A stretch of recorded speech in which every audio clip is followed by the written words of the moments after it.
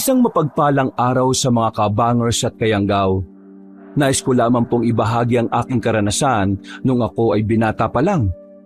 Kwento ito ng aming buong baryo kontra sa mga nilalang na tinatawag nilang aswang.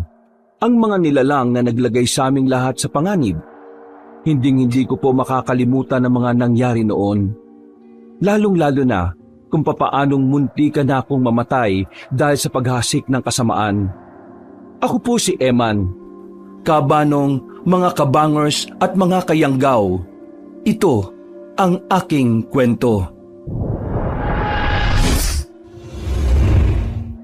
Bago nga pala magsimula ang ating kwento, sana'y mapindot nyo muna ang subscribe button at ang notification bell para lagi kayong nanonotify pag may bago tayong mga kwento. At huwag nyo rin kalilimutan mag-like at comment. Napakalaking tulong po ito sa ating channel para mas makapagatid pa kami sa inyo ng mga magaganda at mga nakakapangilabot na mga kwento. At ngayon, sa ating pagpapatuloy. Dakto, hindi naman pwede ang ganyan, Evan. Alam nyo naman na maliit lang kita sa pagtitinda ng kamatis magagawa nyo pa talagang bumali ng pera? Hindi naman tama yan. Ang mabuti ba ganito? Bukas, kapag marami kayong nabenta, ibibigay ko kagad sa inyo yung sahod ninyo. Pero yung kakaunti lang muna ha. Kasi wala pa namang Sabado Mang Rolen, meron naman po kaming pera sa inyo Di ba Sabado lagi ang sahuran natin? Miyerkules na nga po ngayon. Ibig sabihin, may naipon na po kami sa inyo. Yun po sana yung kukunin namin para may pambili kami ng gamot ng lola ko. Ay daka, hindi nga pwede ang ganyan. Ang usapan natin, tuwing Sabado sahuran. Kung wala pang Sabado, wala pang sahod. Ganun lang naman kasimple yon. Bakit ba hindi nyo maintindihan? Kahit ang grade 1, maintindihan yun Hindi ba kayo nag-aral ng grade 1? Ano rin ba yung hindi nyo maintindihan? Kailangan namin yung pera. Emergency. Pambili ng gamot kasi ni Lola. Ubus na yung gamot niya para sa linggong ito Pinagtrabahuan naman namin po yun Pera naman namin yun. Kaya dapat lang na ibigay nyo kapag gusto namin kunin. Aba. Nangangatwirang ka pa Nico ha? Kung makapagsalita ka, akala mo naman ang laki-laki ng sinasahod ninyo. Milyones ba yun? Yun na nga ho ang punto, Mang Rolen Ang late na nga lang ng sinasahod namin, hirap na hirap ka pang ibigay.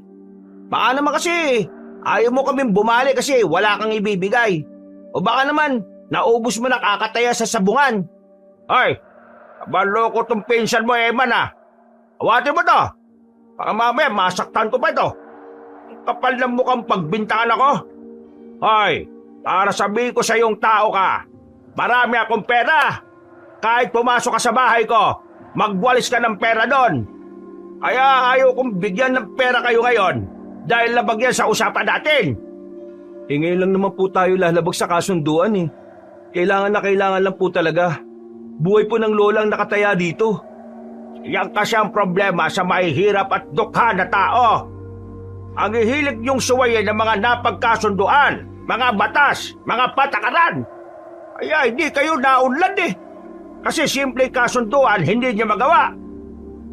Pasensya na kayo. Pero wala akong ibibigay na pera sa inyo ngayong gabi.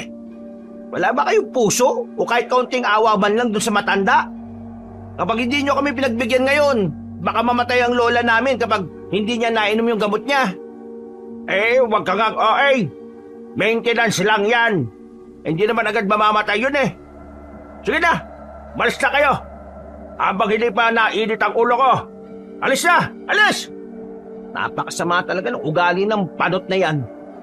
Pera naman natin yun Wala na tayong magagawa. Ganyan talaga ugali niyan Sabi rin ng iba niyang tagalako ng kamatis. Sobrang kunat talaga niyan pagdating sa pera Ano nang gagawin natin ngayon? Saan tayo kukuha ng pambili ng gamot ni Lola? Maglalako pa ba tayo bukas? Hindi naman natin sigurado kung malaki ang kikitain natin. Umuwi na lang muna tayo. Mag-iisip ako ng paraan. Asya pa naman yung gamot ni Lola hanggang bukas ng tanghali Palabas na sana kami ng bakuran nang biglang lumapit si Nico sa isang manok na panabong. Nakatali yun sa gilid. Nagtaka naman ako kung ano ang gagawin niya. Uy, ano na naman trip mo? Kukunin mo yan? Kukunin?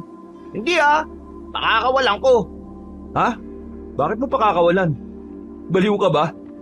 Pakakawalan ko. Para kapag nakarating dun sa bakuran nila Mang Topper, gagawin tong pulutan. Uy, sira ulo ka talaga. Tara na, bahala sila mag-away-away dyan. Nagmamadali kaming makalis sa harapan ng bahay ni Mang Rolen, Kabanong. Nang makalayo na kami, ay saka lang namin binagalan ang lakad namin.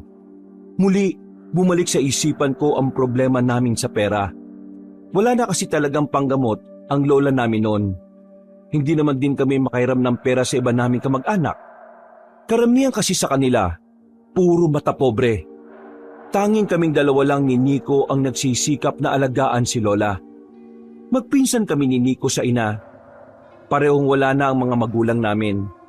Ang nanay at tatay ko, hiwalay. Hindi na bumalik sa amin si Mama. Si Papa naman, huli kong balita, may sarili ng pamilya. Ang mga magulang naman ni Nico ay patay na. Ang mama niya ay namatay sa sakit sa puso. Ang tatay naman niya ay dating sundalo. Namatay sa engkwentro kontra sa mga rebelde. Mula nang maulila kami, si Lola Bebang na talaga ang nag-alaga sa amin. Siya na ang nag-aruga at nagsilbing pangalawa naming magulang. Ang kaso nga lang, tumatanda na siya. Halo-halong sakit na ang meron siya. Hindi na nga rin siya makapagsalita dahil wala na siyang boses. La, nandito na po kami. Pasensya na po ha, medyo late kami. May pinuntahan lang. Ano po? Gusto niyo po ng tinapay? Naku, walang problema. Pwede ba namang wala kaming dalang tinapay?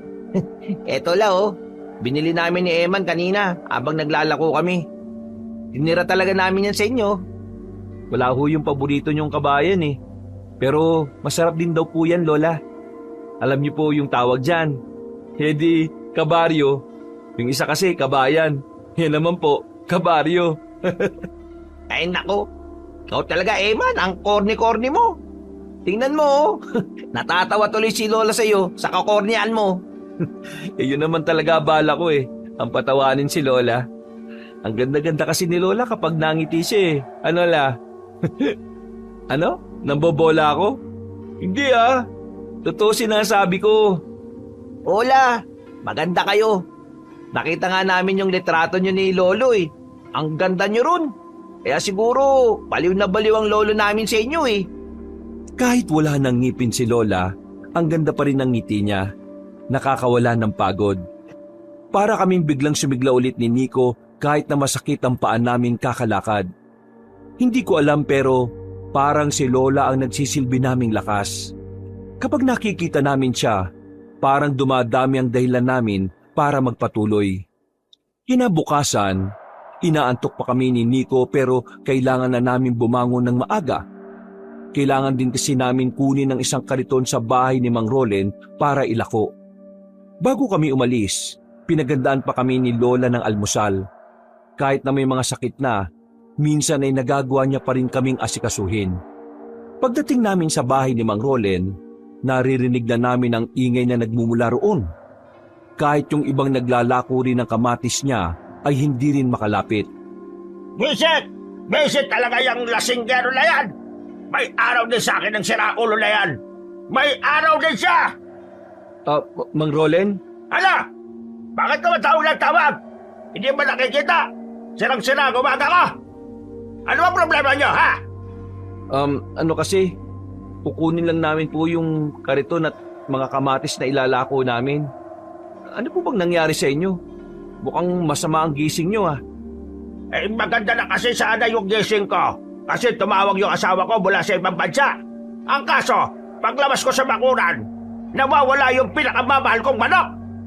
Malaman-laman ko nandun pala sa bakuran ni Topper. Bakit po hindi nyo nalang bawiin inyo naman po pala yun? Para ano? Para kainin ko? Yung manok ko, ginawa niyang lechon, pinulutan. Wisit na lasinggero yon. Bakit kasi nabuhay pa siya nung nasa kasaan siya nung nakarang taon Dapat namatay na yan Salot dito sa baryo natin yan. Puro kalasingan lang ang ambag sa pamilya. Padre di pamilya na palamunan! Buwisit! Ah, sige po. Balik na lang po kami mamaya. Sige na! Unin nyo na yung mga ilalako nyo bago ko pa kayo pagbuntunan! Dali-dali namin kinuha ang maliit na kariton na may mga nakalatag ng kamatis. Paglabas namin ng bakuran ni Mang Rolen ay biglang natawa si Nico. Hindi pa siya titigil kung hindi ko lang siya sinaway. Uy, baliw ka talaga. Nagkatotoo sinabi mo. Sabi ko sa iyo dapat lang sa kanya yun. Napakasama ng ugali niya Paano kapag nalaman niyang ikaw nagpalaya ng manok niya? Kung malalaman niya, hindi naman. Loko-loko ka talaga. Sinimulan namin ang paglalako ng kamatis. Sa unang baryo na napuntahan namin ay matumal ang bentahan. Kakaunti lang ang bumili. Wala pang 100 ang benta. Sa sumunod naman na baryo, kahit papaano ay maraming bumili. Pero hindi pa rin yun sasapat para makabali kami ng pera kay Mang Rolen. Mga bandang hapon naman, wala na talagang nabili ng kamatis. Marami-rami pa ang natitira. Sumapit ang alas 5 ng hapon, naisipan na lang namin bumalik sa amin at isurrender na ang mga kamatis kay Mang Rolen. Pagkakita niya lang sa amin sa bakuran niya, nakasimangot na kagad siya. Salubong ang kilay at napapamura pa. Ano yan? Kamatis po. Tarantado ka ba? Alam ko kamatis yan. Bakit ang dami pa yan? Pasensya na po, Mang Rolen. Pero matumal po ngayon ang bentahan sa mga lugar na napuntahan namin Anong matumal? Sila Benji nga ubos yung mga dala nila. Tapos kayo ganyan. Sila Benji kasi basket lang naman ang dala kami naman kariton. Nangagatwira ka na naman. Sipahin ko yung mukha mo Akin na yung benta. 300 lang po yung benta. Sige na, alis na. Baka naman po pwedeng... Bumali! Seryoso ka ba? 300 lang ang benta niyo, babalik ka. Di ba sabi ko, kapag malaki ang kinita niyo, ibibigay ko ang konting parte ng sahod ninyo. Malaki ba kinita niyo? Hindi naman Ay nako, naiirita ako sa inyo. Sige na, umalis na kayo. Siya nga po pala. Napadaan kami kanina sa bahay ni Mang Topper. Pinasyat lang kami ng isa. Tapos, nakipulutan na rin po kami ng manok. Grabe! Ang sarap po pala ng lechong manok. Lalo na kapag panabong. Visit ka! Umalis na kayo! Baka mahampas pa kitang sa naulo ka! Naglakad na kami ng mabilis habang patawa-tawa pa si Nico. Gustong-gusto niya talagang inaasar si Mang Rolen. Mabuti na nga lang at hindi niya kami tinatanggal sa trabaho. Kung sa bagay, wala namang iba na magtsatsaga pa sa mababa niyang pasahod. Napapakamot na lamang kami sa ulo nung hapon na yon. Problema namin ay kung papaano kami makakabili ng gamot ni Lola Bebang. Habang naglalakad kami, naririnig naming merong tumatawag sa pangalan ko sa likuran. Eman? Oh, Lara, ikaw pala. Bakit? May ipapayos ba kayong wiring? Hindi, wala naman. Nalaman ko kasi kapon sa isa sa mga kamag-anak nyo na kailangan nyo raw ng pambili ng gamot ni Manang Bebang. Oo Kailangan nga namin. Sa katunayan wala nang ang gamot ngayon si Lola. Si Mang Rolen kasi, ayaw ibigay yung advance na sahod namin. Pinagpaguran naman namin yun Sabado pa raw. Pumunta raw kayo sa bahay, sabi ni Lola. Ha? Bakit? Anong meron? Basta, sumunod na lang kayo. Naunang naglakad si Lara. Sinundan namin siya at habang naglalakad kami, hindi naming maiwasang mag-isip kung ano ang dahilan at bakit kami pinatatawag ng lola niya. Mga ilang sandali lang ay nakarating na rin kami roon. Bumungad sa amin na matandang babae na puti na rin ang buhok na si Aling Tessie. Kakilala siya ni Lola pero hindi sila sobrang close sa isa't isa. Kailangan niyo ng pera? Opo Kailangan po namin. Wala na po kasing gamot si Lola. Pahiramin ko kayo ng pera para may pambili na kayo ng gamot. Naku, maraming salamat po, Aling Tessie. Huwag po kayo mag-alala. Makakabayad naman po kami kaagad kapag nakuna namin yung sahod namin. hindi ko kailangan ng pera. Oh, may pagagawa lang ako sa inyo bukas ng hapon. Ganitong oras din. Pumunta kayo rito pagkatapos yung maglako ng mga tinda ninyo. Ano pong ipapagawa nyo? Bukas ko na sasabihin. Sa ngayon, unahin niyo muna ang gamot ng lola ninyo. Bumiyahe na kayo kagad papuntang bayan para makabili. Sige na. Naku, maraming salamat po talaga, Aling Tessie. Hulog po kayo ng langit. Huwag ka magpasalamat dahil hindi naman yan libre. Salamat pa rin ho. Kasi wala na po kasi talaga kaming malapitan eh. Kayo pa na hindi naman namin kaano-ano ang tumulong sa amin. Ngumiti lang ng malapad ang matandang babae. Naglakad na kami palabas ng bakuran nila. Tuwang-tuwa kami nung mga sandaling yon. Gumaan na rin ang pakiramdam namin. Alam mo, ang bait talaga nun ni Aling Tessie, no? Pero mas mabait si Lara, insan. Alam mo, parang bagay nga kayo eh. Bagay pinagsasabi mo dyan. Di ako papatulan nun, no? Ano mo naman nasabing hindi? Hindi naman mukhang maarte si Lara. Basta, para sa akin, hindi kami bagay. Sobrang layo ng agwat namin. Sa Maynila nag-aral yung si Lara, no? Matalinong tao yun. Hindi yun papatol sa probinsyanong hindi nga nakapagtapos kahit na high school eh. Uy, grabe ka naman sa sarili mo, insan. At sasabi lang naman ako ng totoo, insan. Oh, paano? Dito na ako. Ikaw na bahalang bumili ng gamot ni Lola, ha? Mag-ingat ka. Naghiwalay na kami sa isang kanto. Ako naman ay umuwi na lang din sa bahay para asikasuhin si Lola. Nung gabing yun, naging payapa ang utak namin ni Nico. Nabilhan ng gamot si Lola para sa 1 buwan. Marami-rami na yon. Malaki na ang may tutulong noon para mas makapag-ipon pa kami. Kinabukasan, naging maayos naman ang benta ng kamatis. Marami kaming kinita.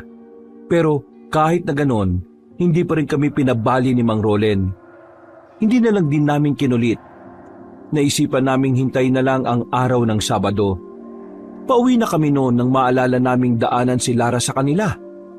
Ang sabi kasi ni Aling Tessie, sasamaan kami ni Lara sa pupuntahan namin. May kukunin daw kasi silang mahalagang bagay. Hindi raw kayang buhatin ni Lara yon na mag-isa. Lara, matanong ko lang, ano pala yung kukunin natin? Bakit sa gubat tayo dadaan? Kung sasabihin ko ba sa inyo, siseryosohin niyo ako? Bakit naman hindi? Mukha namang hindi ka nagbibiro eh. Hindi naman kami siraulo para gawing katatawanan ng sasabihin mo. Meron kami lumang bahay sa gubat. Napaglipasan na ng panahon. Hindi na namin magawang tirhan dahil sa dami ng masasamang nangyari doon. May kailangan lang talagang kunin sa basement nun. Pagkatapos, uuwi kagad tayo. Mabigat kasi yon, kaya hindi ko kaya mag-isa. Bakit kami napili niyong tumulong? Sabi ni Lola, nasubaybayan niya ang paglaki niyo. Mababait daw kayong tao at napalaki ng tama. Nagsasabi ng totoo, Lola mo. Teka, ano ba yung kukunin natin? Isang baul. Mahabang baul. Parang kasing haba ng kabaong. Ang laman nun ay mga sandata. Sandata? Gaya ng alin? Malalaman niyo na lang mamaya kapag nabuksan na natin. Bakit may mga sandata kayo? Malapit na tayo. Bilisan na lang natin ang lakad natin. Hindi na kami nagtanong. Nilakyan na lang din namin ang lakad namin. Maya-maya lang, may natanaw na kaming isang bahay na bato. Ginagapangan na ng mga halaman. Hindi na rin makita ang pinto kung hindi pa namin tatanggalin ang mga baging. Bahay ito ng nanay ni Lola. Dito unang tumira ang angkan namin noon. Sayang nga lang, hindi ko na ito naabutan. Papasok talaga tayo dyan? Oo, nasa basement ang kukunin natin. At may basement pa talaga yan? Tara, umpisa na natin. Baka abutin pa tayo ng gabi rito. Tinanggal namin ang mga nakaharang, dala-dala ang malaking lampara. Pumasok kami sa loob. Puro mga nakakalat na gamit ang bumungad sa amin. Ang dami na ring halaman na tumubo. Kailangan pa naming tabasin ng iba para makadaan kami. Malaki ang bahay, kaya hinanap pa namin saglit kung nasaan ang basement. Pagdating namin sa likuran ng hagdan, may nakita kaming pinto roon. Pinagtulungan naming tatlo buksan dahil sobrang higpit. Nang mabuksan na namin yon, bumungad sa amin ng isang hagdan pababa. Eto na yon. Babain na natin. Parang nakakatakot bumaba dyan ah. Wala bang ahas dyan? Hindi nakakapasok ang mga ahas sa mga ganitong uri ng basement. Masyadong kulob. Kung sakaling meron, mag-ingat na lang sa tuklaw kung gusto mo pang makaabot sa pagsikat ng araw. Marunong ka rin palang manakot ha? Hindi nagtagal, binaba na namin ang hagdanan. Malawak din ang basement sa ilalim. Sinindihan namin ang mga gasera doon na nilagyan pa namin ng gaas. Maraming libro doon na sobrang dami na ring alikabok. Meron din mga lumang gamit na parang pang sinaunang panahon pa. Hindi mo ba alam kung saan eksakto nakalagay yung baul na sinasabi mo? Kahit si Lola, hindi niya rin alam. Hindi naman kasi siya pinapayagang pumunta rito eh. Nitong matanda na siya, sa kanya lang nalaman ng basement na ito. Eh ano yun? Yung nasa likod ng mga nakatambak na yan. Nilapitan namin ang likuran ng mga nakatambak na gamit. Meron kaming nakitang mahabang kahon doon. Nang hilahin namin yon, ay nalaman na namin na yun pala ang baul na sinasabi ni Lara. Hindi na kami nagsayang ng oras. Pinukpok kagad namin ng martilyo ang kandado. Dahil kinakalawang at marupok na rin naman yon, ay agad na rin namin yung nabuksan. Bumungad sa amin ng mga patalim, katana, itak, punyal, at kung ano-ano pang patalim. Sobrang kapal na ng alikabok, pero walang kalawang. Eto na yon. Eh ano naman ang gagawin natin dyan? Sabi mo nga sa amin, Lara, may paggagamitan ba kayo niyan sa mga kalugar natin? Sino bang kaaway nyo? Meron paggagamitan ito, pero hindi sa mga kalugar natin, kundi sa mga aswang. Teka. Aswang? Seryoso ka ba? Hindi ba kayo naniniwalang may aswang? Hindi naman sa hindi naniniwala. Hindi ko lang talaga inakala na ganun yung sasabihin mo. Oo nga, kasi hindi naman kayo mukhang pumapatay ng aswang eh. Seryoso nga. Kasaysayan ng pamilya namin ang pagkakaroon ng matinding alitan sa mga aswang. Dito mismo sa bahay na ito. Dito dinadala ang mga kasapi ng nanay ni Lola na sugatan. Nakikipaglaban sila sa mga aswang. Dito na rin nagkandamatay ang iba nilang kasamahan. At yung ibang kamag-anak nila Lola, dito na rin pinatay ng mga aswang. Kaya nga, nasabi ko kanina na maraming masasamang nangyari dito. Teka lang. Masyado kong nabibilisan sa mga nangyayari. Di, yung angkan nyo pala yung mga nasa kwento-kwento na isa sa mga angkan na kumakalaban sa mga aswang noong panahon ng Kastila? Oo. Isang angkan namin at ang angkan lang namin ang tanging nanatiling buhay sa panahon na ito. Astig! Totoo pala talaga yung mga kwento-kwentong yon? Akala ko kwentong bayan lang talaga eh. Matanong ko na rin ha. Kaya ba natin to kinukuha dahil maghahanda kayo sa mga aswang? Bakit? May aswang na naman ba rito sa atin? Ayon sa pangitain ni Lola, may paparating na dilubyo sa probinsyang ito. Pangitain? Bakit? Manghuhula ba lola mo? Nakakabasa siya ng mga tarot cards. Ilang beses nang lumabas sa pangitain ng mga nilalang na mababangis. Ang tanging naiisip ni Lola, mga aswang. Sigurado kayang totoong mangyayari yung pangitain ng lola mo. Hindi naman sa nagdududa ako kay Aling Tessie ha. Ang akin lang naman, dapat sigurado tayo, di ba? Minsan lang gawin ni Lola ang pagbabasa ng baraha. At madalas, tumatama ang mga pangitain. Kami, may gagawin ba kami? Wala naman. Nagpatulong lang kami sa inyo na buhatin ito. Kayo lang kasi ang mapagkakatiwalaan namin. Yung iba naming kamag-anak, hindi na nila gusto to. Matagal na nila kinalimutan ang kasaysayan ng angkan namin. Paano yan? Kayong dalawa lang ng lola mo ang lalaban sa mga aswang kung sakali? Hindi ko rin alam. Ang malinaw lang ngayon, kailangan namin maghanda. Hindi na kami nakapagsalita sa mga sinabi niya, Kabanong. Nakatinginan na lang kami ni Nico. Matapos ang usapang yon, binuhat na rin namin ang kahon palabas ng bahay. Mabigat, pero hindi yun naging hadlang sa amin para makalabas ng kagubatan. Matagumpay naming naihatid yon sa bahay na maglola Masayang nagpasalamat sa amin si Aling Tessie. Pagkatapos, nagpaalam na rin kami sa kanila. Makalipas ang ilang linggo, naging maganda ang takbo ng trabaho namin. Marami-rami kaming nabebenta palagi. Kaya naman, hindi nauubusan ng gamot ang lola namin. Isang hapon, masaya kaming naglalakad pauwi sa amin. Dala-dala kasi namin ang paboritong tinapay ni Lola na kabayan. Sa kasagsagan ng aming paglalakad, meron kaming nakitang lalaki sa gilid ng kalsada.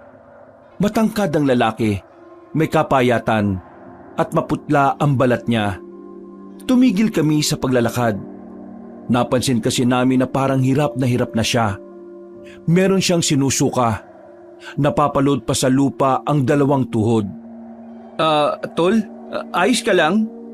Gusto mo ba ng... Lumayo ka sa akin! Oo, kalma lang tol. Concern lang kami sa'yo. Mukha kasing sinabi lang lumayo kayo sa akin eh! Napadistansya kami nang humarap siya sa amin. Nakita naming namumula ng husto ang mga mata niya. Naglalawa rin ang laway niya. Para siyang asong gutom. Medyo nakaramdam kami ng kaunting takot sa kanya noon. Ang nasa utak namin, baka lasing. Nilayuan na lang namin sa takot na baka mapagbuntunan niya kami. Pinagpatuloy namin ang paglalakad. Wala pang 10 segundo, muli naming nilingon ng lalaki. Pero laking pagtataka namin nang bigla na yung nawala sa paningin namin. Uy, napansin mo ba yun? Ang alin? Yung lalaki. Parang ang hahaba ng kuko niya. Hahaba ng kuko? Gaano kahaba? Basta, parang 2 o 3 pulgada ata insan eh. Sigurado ka ba sa nakita mo? Oo, insan. Sigurado ko. Mas malinaw pa sa sabaw ng bukon paningin ko. Naglalaway, namumula mga mata, at mahahaba mga kuko. Ano kaya yun? Hindi ko rin alam eh. Baka adik. Adik? Hindi naman siya mukhang lulong eh. Ay nako, hayaan na nga natin yun. Sino ba yun? Para pagsayangan natin ang oras. Tama. Dapat makarating na tayo sa bahay. Siguradong naghihintay na sa atin si Lola. Binilisan na lang namin ang paglalakad kabanong. Mga ilang sandali lang, nakapasok na rin kami sa baryo namin. Kaso, nang dumating kami ron, nakita naming nagbubulungan na ang mga tao. Si Lara, nakita namin na nakatayo sa harapan ng bahay. May lungkot sa mga mata niya. Nagtaka naman kami kung bakit siya naroon. Lumapit kami. Bago kami nakapagsalita, inunahan na niya kami. Eman, ang lola niyo. Ha? Bakit? Nasaan si Lola? Dinala siya ng mga kalugar natin. Natagpuan siya kanina dito sa bakuran niyo. Walang malay. Nang marinig pa lang namin yon, ay agad na kaming kinabahan. Hindi na namin nasagot si Lara. Tumakbo agad kami pabalik sa terminal ng mga tricycle. Halos paliparina ng driver ang sinasakyan namin para lang maabutan namin si Lola. Pero nang dumating kami ron, sabi ng mga naghatid sa kanya na kalugar namin, wala na raw si Lola. Ayon sa kanila, nakita raw ng mga bata na parang inaatake sa puso ang lola namin. Hindi agad nakatawag ng saklolo mga bata dahil hindi naman nila agad naintindihan kung ano ang nangyayari. Noong mga sandaling yon kabanong, parang gumuho ang mundo namin. Nawalan kami ng lakas. Ang dahilan kung bakit kami patuloy na lumalaban ay bigla na lang naglaho. Walang humpay ang iyak namin noong mga sandaling yon. Hindi na nga rin namin namalaya na kasama na namin si Aling Tessie at si Lara. 10:00 na ng gabi nang maging kalmado na kami. Saka palang nagrehistro sa utak namin na wala na talaga ang lola namin. Kumain na muna kayo. Hindi pa kayo naghahaponan. Sige lang po. Wala po kaming gana eh. Maraming salamat po sa pagdamay. Pero kaya na po namin. Anong oras na rin po. Umuwi na po kayo. Sige. Sabihin niyo sa amin kung anong pwede naming maitulong. Kinabukasan, naiburol agad si Lola sa bahay namin. Makalipas lang ang 3 araw ay naipalibing na rin siya sa tulong ng mga taong nagdonasyon para mabayaran ang mga utang sa pagpapalibing. Sobrang bigat ng pakiramdam namin noon, Kabanong. Gulong-gulo ang utak ko. Parang pakiramdam namin hindi totoo ang mga nangyari. Siguro nga, tama si Aling Tessie. Kailangan natin magpatuloy. Kahit na mahirap, kailangan nating tanggapin na wala na nga si Lola. Hindi ko nga lang kasi lubos maisip na mangyayari yun eh. Hindi pa pala sapat ang mga gamot na binibili natin. Man, insan, gusto ko umusad eh. Sasamahan mo ba ako sa pag-usad na yon? Oo naman. Alam kong hindi rin naman matutuwa si Lola kapag nakita niya tayong lugmok eh. Dapat nakangiti si Lola. Gawin natin siyang proud sa atin kahit nasa langit na siya. Tinapi ko si Nico sa balikat.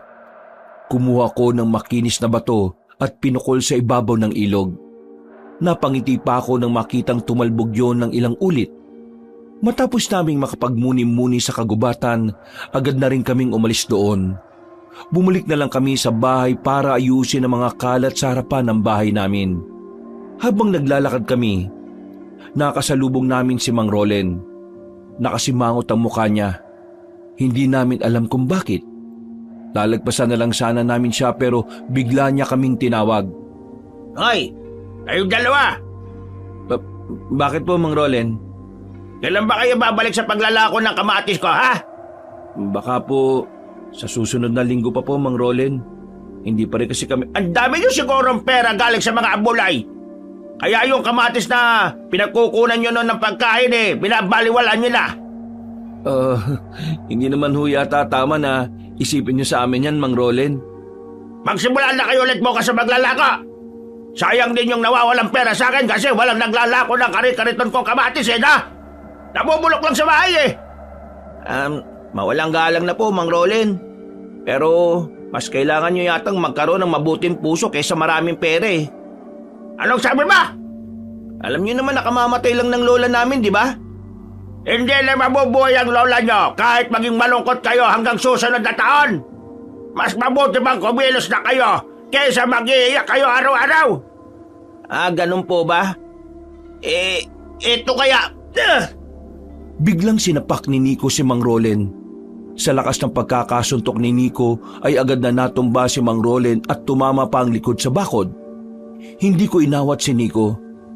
Kahit ako man din kasi ay banas na sa sinabi ng matandang yon. Sinabi na namin, di ba? Hindi pa kami okay. Huwag mo nga kaming pinipilit dahil hindi mo kami pag-aari, no?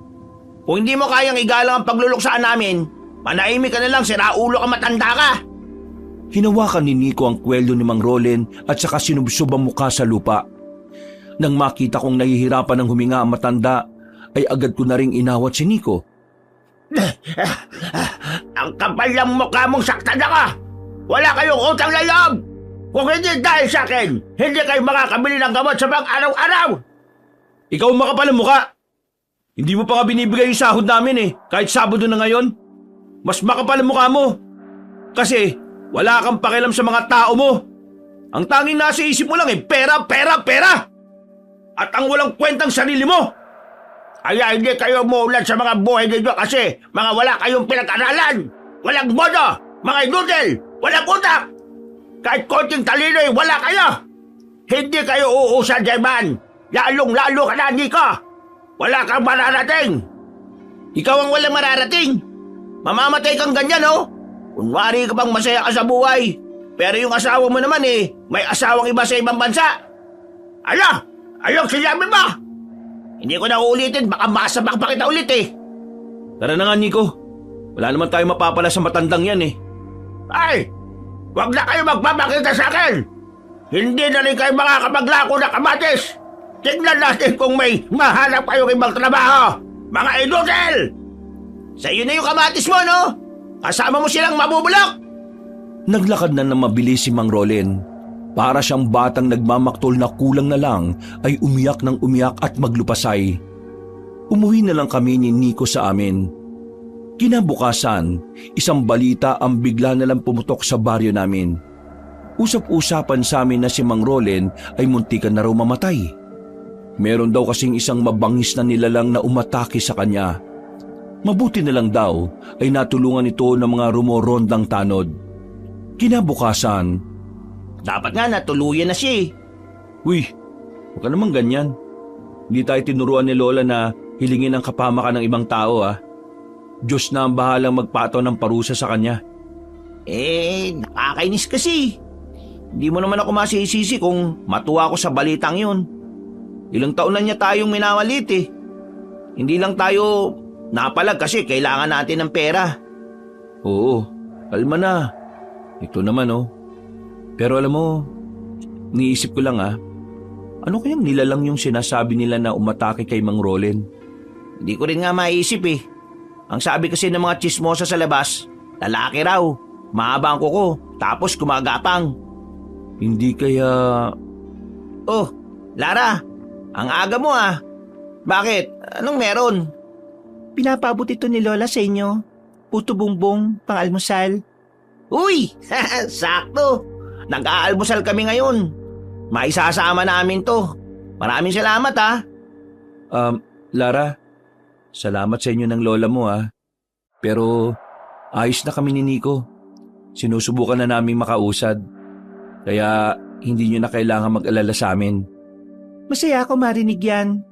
Alam niyo naman kahit itong nakaraan lang tayo nagkakausap, mahalaga na rin kayo sa amin ni Lola. Ganon din naman kami.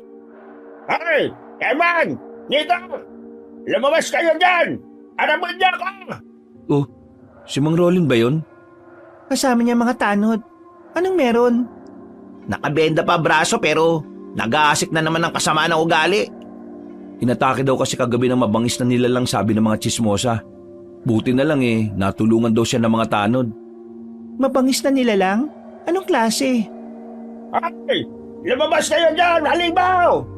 Ano bang problema ng isang to? Hindi ko na matiis ang pagsigaw ni Mang Rolen, Kabanong. Lumabas na kami ng bahay at hinarap siya sa bakuran namin. Gigil na gigil siya. Kung wala lang siguro siyang benda sa braso, baka sinuntok na niya ako. Yan! Sila lang ang nakaaway ko kahapon eh! Sila lang ang pwedeng gumawa nun sa akin! Ano ba pinagsasabi mo? Kunwari kapag walang alam, ikaw yung gumatake sa akin sa eskinita! Oo! Baka isa sa inyong dalawa! Kami? Kami yung mahaba yung kuko tapos gumagapang? Natawa na lang din yung mga tanod. Halatang walang naniniwala sa mga sinasabi ni Mang Rolen. Dahilan para mas lalo siyang makaramdam ng inis. Ay! Bakit kayo tumatawa sa akin? Tanda sinasabi ko! Meron kumatake sa akin na lalaki! Mabangis siya!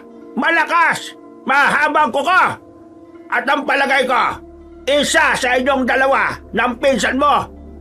Hindi ako pwede magkamali. Sila! Sila ang halimaw! Hoy, Mang Rolen, matulog ka na lang. Baka kulang ka lang talaga sa tulog kaya kung ano-ano na lumalabas sa bibig mo. Tingin ko, aswang kayo ng pinsan mo! Biglang natahimik ang lahat sa sinabing yun ni Mang Rolen. Kahit kaming dalawa rin ang pinsan ko ay parang sandaling natameme. Hindi kasi namin inaasahan na yun ang sasabihin ng matandang yon. Pagtingin ko sa mga nakikiosyoso, nagbubulong-bulungan na rin sila. Hindi asong si Eman at Nico. Ako magpapatunay niyan. Matagal ko na silang kilala. Mga normal na tao lang sila. At sino ka naman babae ka? Makailamera ka masyado Kailangan mong maging mabusisi para malaman kung aswang ang isang tao. Hindi yung basta-basta na lang na masasabi mong aswang sila. Kaya kung sinasabi mo na aswang ang dalawang to, malabong mangyari yun. Katang isip mo lang yan. Manahimik ka ng babae ka! Wala kang alam! Hindi mo talaga kilala ng lubos ang dalawang yan! Mga kasama! Etong mga to! Aswang yung mga yan! Nakakatakot sila! Mababangis! Kailangan mga aswang kami? Au! Kakainin namin kayo! Ah! Muling nagtawanan ng mga tao. Gigil na naman si Mang Rolen.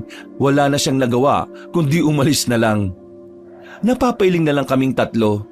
Nag-alisan na rin ang mga tao. Humingi naman ang paumanhin ng mga tanod sa amin. Totoo ba ang sinasabi na matandang yun na inatake siya na mabangis na nilalang? Yun ang sabi niya. Ganon din ang sinasabi ng mga kalugar natin. Kung sakaling ang totoo, ibig sabihin lang nito, posibleng totoo rin yung sinasabi niyang aswang. Kung may aswang na nga rito sa baryo natin, ibig lang niyang sabihin na nagsisimula ng pangitain ni Lola. Anong gagawin natin? Kakausapin ko muna si Lola tungkol dito. Nagmamadaling umalis si Lara. Noong mga oras na yon, Kaabanong, hindi ko alam kung bakit biglang nakaramdam ako ng kaba. Marahil dahil sa ideyang baka totoo ngang meron na ring aswang sa baryo namin. Mabilis na lumipas sa mga oras. Sumapit na rin ang kinagabihan. Habang abala kami sa pagluluto ng kakainin namin, biglang dumating si Lara at Aling Tessie. Akala namin ay may ibibigay lang sila. Magandang gabi po, Aling Tessie. Oh, napadalaw po kayo. Pasensya na kung nakakaabala kami. Nandito ako para hingin ulit ang inyong tulong. Tulong? May bubuhatin na naman po ba kami mabigat? Wala naman pong problema kung ganun. Hindi yon. Mas mahalaga pa ron. Isang responsibilidad ang gusto kong pag-usapan natin. Responsibilidad? Ano pong sinasabi nyo? Nagsagawa kami ni Lola kanina ng inspeksyon sa pinangyarihan ng pag-atake dun sa matandang lalaki. May mga nakita kami ron na nagsasabing totoo ang aswang ang umatake sa kanya. Kaya naman, naisip namin ni Lola na nagsisimula ng mangyari ang kinatatakutan namin. Nagbabalik na sila. At hindi namin alam kung papaanong nangyari yon. Kailangan namin silang pigilan. Pero dahil matanda na si Lola, ako na lang mag-isa ang may kakayahang labanan ng mga aswang. Ngayon, gusto ko sanang hingi ng tulong nyo. Gusto nyo kaming sumama sa laban na yan, tama ba? Dahil kayo lang ang nakikita naming karapat-dapat na tumulong sa amin. Wala kaming makitang ibang tao dito sa lugar natin. Hindi po madali ang hinihingi ninyo. Mawalang galang na Aling Tessie ah. Kaya ba kayo naging mabait sa amin itong mga nakarang araw kasi balak nyo na talaga kaming isama sa ganyan? Insan, kalma. Hindi tamang magsalita ka ng ganyan sa kanila. Ayos lang, Eman. Pero gusto ko lang linawin. Ang mga tulong at pagiging mabuti namin sa inyo ay bukal sa aming kalooban. Pero nagkataon lang na nandito na ang problema. At taging kayo lang ang may potensyal na tulungan kami. Kayo lang naman ang kilala namin na medyo mapagkakatiwalaan namin sa ganitong bagay. Delikado ho yan, Aling Tessie. Isa pa, anong alam namin sa pakikipaglaban? May magtuturo ba sa amin kung papaano lumaban sa mga aswang? Ako ang magtuturo sa inyo. Napatingin kami sa labas ng bakuran nang marinig namin ang tinig na yon. Isang matandang lalaki ang lumapit. May dala-dala siyang tungkod. Ang kasuotan niya ay mahaba na parang lumang-luma na. Maraming nakasabit na kung ano-anong burloloy sa katawan niya. Mawalang galang na Sino kayo? Narinig ko, may plano kayong labanan ng mga aswang, tama ba? Ipakilala niyo po muna ang sarili niyo bago namin sagutin ang tanong niyo. Ako si Jojo, isang malalakbay. Matutulungan ko kayo sa problema niyo. Sa papaanong paraan? May alam ka ba sa pakikipaglaban? Naglakad papasok ng bakuran namin na matandang lalaki. Dinampot niya ang itak sa gilid. Nabigla na lang kami nang iwas-iwas niya yon. Para siyang sumasayaw habang pinapakita sa amin na marunong siyang gumamit ng patalim. Pagkatapos ng halos 10 segundo niyang pagpapakitang gilas, ay pinukol niya ang itak sa puno ng bayabas sa gilid ng bahay namin. Wow! Husay ah! Kahit sino ay pwedeng gawin ang ginawa mo. Kailangan ko ng isang patunay para makumbinsi mo kung matutulungan mo ang mga batang ito. Dati na ako nagpunta sa baryong ito. Sa katunayan, kilala ko ang angkan ng mga manunugis dito. Saang angkan ka ba nabibilang? Nabibilang ako sa angkan ng mga De La Cruz. Ang angkan na dating nakipagtulungan sa angkan ng Salvasyon. Kabilang kami sa angkan ng Salvasyon. At itong dalagang ito ang apo ko. Ang huling henerasyon ng aming angkan. Kung ganon, wala na tayong dapat ikaduda. Paano mo naman sila matutulungan? Marami akong nalalaman kung paano humawak ng mga sandata. Kung ano ang mga kainaan ng aswang.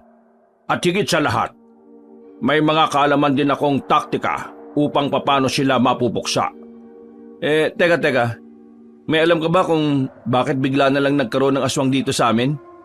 Matagal nang walang aswang dito sa pagkakaalam ko. Pero sa ibang probinsya, may kumakalat na balita na may maliit na pamilya ng aswang ang nambibiktima ng tao. Nangyayanggaw sila. Ano? Yanggaw. Isang proseso na ginagamit ng mga aswang para magparami gamit ang mga taong mahihina ang resistensya. Kadalasan, mga nabibiktima nila ay mga taong madalas magkasakit. At iniisip nyo yun ang dahilan kung bakit may aswang narito? Yung lalaki, Insan. Yung lalaki nakita natin. Nung bago mamatay ang lola namin, meron kami nakitang lalaki na nagsusuka. Namumula mga mata niya. Naglalaway din. Tapos, nakita ni Nico na mahaba rin ang kuko. Hindi kaya mga sintomas ng yanggaw? Kilala nyo ba yung lalaking yon? Hindi eh. Hindi namin alam kung taga rito ba siya sa baryo o baka napadaan lang. Bakit ngayon nyo lang ito sinasabi? Namatay ang lola namin eh. Malamang, hindi namin agad maalala yun. Kung magtitiwala kayo sa akin, magagawa nating labanan ng mga aswang. Mapipigilan natin ang masasama nilang binabalak. Nung una, medyo duda pa rin kami sa matandang lalaki na bigla na lang sumulpot, Kabanong. Pero sa paglipas ng mga araw, unti-unti niyang napatunayan sa amin na karapat dapat siyang mapagkatiwalaan. Dinala niya kami sa tirahan niya. Pinakita niya sa amin lahat ng mga bagay na may kinalaman sa mga aswang. Sa mga nagdaang araw din ay unti-unti niya kaming tinuruan ng mga galaw. Mga taktika kung papaano haharapin ang aswang. Kahit na papaano, madali naman kaming natuto dahil magaling din namang magturo si Mang Jojo. Tumagal ng halos 2 linggo. Nakapalagayan na rin namin ang loob ang matandang lalaking yon. May pagkakataon nga na sa bahay na rin namin siya natutulog. Hindi ko alam pero pakiramdam ko, parang matagal na namin siyang kilala. Makakauwi ka pa ba niyan sa inyo? Nakainom ka na eh. Di kung malalasing ako, dito ulit ako matutulog. Ayos lang ba talaga na nagiinom ka? Ubo ka na ng ubo eh. Oy, nag-aalala na sila sa akin ah. Siyempre naman, ikaw na yung parang leader namin eh. Paano pag biglang umatake ang mga aswang? Anong gagawin namin kung wala ka? Wala pa mga aswang. Hindi pa sila darating dito. Baka nagpaparami pa ang mga yon. Yun na nga ang punto eh. Sa halip na sana nagre-relax tayo, dapat naghahanap na tayo sa kanila. Sandali nga. Matanong lang kita. Bakit pala kayo pumayag na sumama sa laban na to? Nagkatinginan kami ni Nico. Bumuntong hininga muna ako bago nakasagot. Ilang araw din kasi naming pinag-iisipan ni Nico ang bagay na yon. Palagay namin, mas magkakaroon ng saysay ang buhay namin kung may gagawin kaming makakatulong para sa lahat. Simple lang naman. Gusto namin ng kapayapaan dito.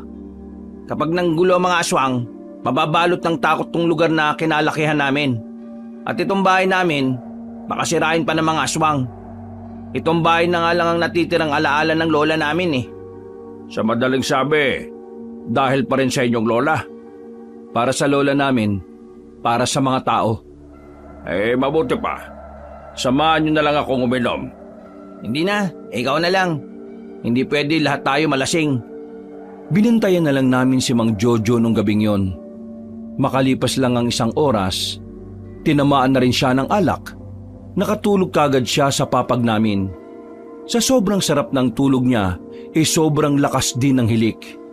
Sinubukan na lang din naming matulog, pero hindi kami dinadalaw ng antok ni Nico. Sumasagi pa rin sa isipan namin ang tungkol sa aswang. Dakong 3:00 ng madaling araw, mulat pa rin ang mga mata namin. Ang lakas sumilik ni Mang Jojo kapag lasing. Potek, parang rinig yata sa buong badyo eh. Ganyan din naman ang hilik mo palagi eh. Uy, hindi ah. Napabangon kami nang marinig namin yon. Ang unang pumasok sa utak namin baka mula sa aswang ang alulong na yon. Wala kaming sinayang na sandali. Pinuntahan namin si Mang Jojo. Inalog-alog namin siya para magising. Pero kahit na anong gawin namin ay hindi namin siya nagigising. Yan na nga ba sinasabi ko eh. Hindi magising ang mukong. Mang Jojo, gising! May aswang! Kailangan ka namin! Mang Jojo! Wala na. Wala na tayong magagawa dyan. Tulog mantika ang loko eh oh.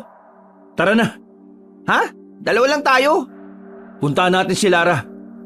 Paglabas namin ng bahay, sakto namang nakasalubong namin si Lara.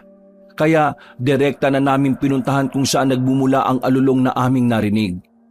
Pero wala kaming inabutan. Nagtago na lang muna kami sa gilid para pakiramdaman ang paligid. Nasaan si Mang Jojo? Lasing eh. Diyos ko naman. Dapat hindi niyo pinayagan makainom eh. Alam niyo namang kahit na anong oras pwedeng dumating ang aswang. Yan kulit eh. Sabi niya, hindi pa naman daw darating ang mga aswang. Kaya yun, nag-inom. Pagtuunan na lang natin itong pagmamasid natin. Tahimik lang kaming nakapwesto sa gilid ng nakaparadang truck. Mga ilang sandali pa, muli naming narinig ang alulong. Marahang kaming sumilip. Pagtingin namin sa bubungan ng isang bahay, naroon ang isang lalaking nakadapa sa bubungan. Sa mga sandaling yon, saka lang namin naramdaman ni Nico ang matinding kaba. Yun kasi ang unang beses na nakakita kami ng aktwal na aswang. Aakitin natin sa bubong? Oo, baka may inaaswang siya sa bahay na yan. O kalma lang. Insan, kalma. Huwag ka matakot. 3 tayo, isa lang yun. Marahan kaming lumabas sa kinalalagyan namin. Nang nasa harapan na kami ng bahay, napatingin sa amin ang aswang. Umangil siya ng malakas. Lumalabas-labas pa ang mahaba at matulis niyang dila. Hoy aswang! Bumaba ka dyan! Kami kalabanin mo! Wow! Parang pelikula lang ni FPJ yung mga linyaan ah! Huy, magseryoso ka nga. Hindi kami pinansin ng aswang na yun. Sa halip, gumapang siya palayo. Tumalon-talon sa mga kalapit na bahay. Hinabol namin ang aswang hanggang sa makarating na kami sa tulay. Dito na tumigil ang nilalang at nakatayo lang siya sa gitna ng daan. Napagod ka na bang tumakas? Magsasalita pa sana si Lara ulit nang biglang gumapang yon papunta sa amin. Sabay-sabay naman kaming nakailag pero hindi siya tumigil. Ilang beses niya kaming tinangka na abutin pero buti na lang ay may kaalaman na rin kami sa pakikipaglaban. Hinigupit ni Lara ng itak yung aswang. Nahagip niya yon sa bandang balakang. Kaya naman hindi na rin ako nagpatumpik-tumpik pa. Tinaga ko rin ang aswang. Tinamaan siya sa braso. Buong akala namin ay mapapatay na namin ang aswang na yon. Pero naggulat na lang kami nang bigla siyang umangil ng malakas. Parang sumigla siya ulit. Mas naging mabilis. Hindi na namin nabantayan ang mga kilos niya. Kinalmot niya ako. Tinamaan ako sa balikat. Sinunod naman niya si Lara. Sa kasamaang palad, tinamaan din siya ng kalmot sa tagiliran. Mabuti na lang ay hindi yun malalim. Si Nico naman parang hindi alam ang gagawin. Hawak niya ng 2 kamay ang itak. Unti-unting gumagapang ang aswang palapit sa kanya habang paatras naman siya ng paatras. Sige! Lumapit ka! Tatagay kita! Buwisit ka! Tagayin mo na! Kanina ka ba sabi ng sabi dyan eh? Huwag ka nga magmadali! Kuminis ka na! Pambira ka naman oh! Nagalit ang aswang sa kabagalan ni Nico. Nagmamadaling lumapit sa kanya ang aswang at takmang sasakbalin na sana siya nang biglang dumating si Mang Jojo. Nakita na lang namin na tumagos na yung katana niya sa katawan ng nilalang na yon. Mang Jojo, malakas ang pang-amoy ko sa mga salutan nilalang. Inistorbo mo ang tulog ko. Ha! Tigok ka ngayon! Kala ko ba tulog yan? Tulog naman talaga yan kanina eh. Ewan ko bakit gising na yan. Paggugot ni Mang Jojo ng katana ay siya namang bagsak ng aswang sa lapag. Agad yung binawian ng buhay. Nakabangon na rin kami at saka lumapit kay Mang Jojo. Nico, yung hawak mo, ginagamit yan. Hindi yan disenyo. Hindi yan para hawakan mo lang at ipanakot. Kalalaki mong tao, duwag ka. Tama na yan. Hindi naman kami sanay sa ganito eh. Kaya intindihin niyo na lang yung mga naging reaksyon niya. Ang mahalaga naman ngayon, ligtas tayong lahat. Pasensya na talaga. Man, ito ba yung lalaking nakita niyo nung nakaraan? Hindi eh. Iba mukha ng isang ito. Isa lang ang ibig sabihin, nakapagparami na sila. Kung hindi na sila mga aswang na dating nakalaban ng mga angkan ninyo, anong motibo nila rito sa amin? Simple lang, gusto lang nilang kumain ng tao. Pero huwag kayong mag-alala. Mga baguang aswang lang ang makakalaban natin. Sisiw lang yan. Bigla na lang bumagsak si Mang Jojo. Nagulat kami kung anong nangyari. Yung pala ay natulog siya ulit. Kinabahan kami. Akala namin ay may nangyari ng masama sa kanya. Pagtapos namin siyang dalhin sa bahay, binalikan namin ang bangkay ng aswang. Dinala namin siya sa barangay para patunayan sa mga tao na totoong merong aswang sa probinsya namin. Pagsikat ng araw, nagkakagulo na ang mga residente sa amin. Kinausap naman kami na kapitan at tiningian ng salaysay tungkol doon. Nung una, hindi pa sila naniniwala na kami ang nakapaslang, pero hindi na namin sila pinilit na maniwala. Ang mahalaga na lang sa amin noon ay naipaalam na namin sa mga tao na nasa panganib ang lugar namin. Dahil doon, nagbaba agad ng kautusan ng pamunuan ng barangay namin.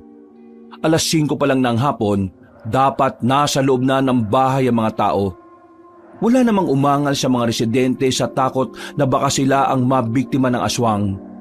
Isang tao lang naman ang pinoproblema namin dahil sa kakapakalat niya ng maling impormasyon. Mga immortal, hindi nyo alam na niloloko lang kayo ng magpinsan na yan. Sila ang tunay na aswang. Hindi sila ang nakapatay sa aswang na yan dahil kakilala nila yan. Ha! Huwag kayong maniniwala sa mga haka-haka nila. Binibilog lang nila ang utak natin para hindi natin mabuko ang tunay nilang itinatago. Mang Rolin naman, wala na nga nakikinig sa'yo. Sige pa rin kayo ng kakadaldal sa mga maling impormasyon. Epekto ba yan ng kamatis? O baka naman, gaya ng kamatis, nabubulok na rin ang utak mo. Tumigil ka! Ikaw yan! Ikaw yung umatake sa akin doon! Hindi ako pwedeng magkamali! Naalala ko lang, sino ba ang madaldal na ito, ha? Napalingon kami sa gilid ng marinig ang boses ni Mang Jojo. Nakasandal lang siya sa bakuran ng bahay habang pinapapak ang bayabas na pinitas.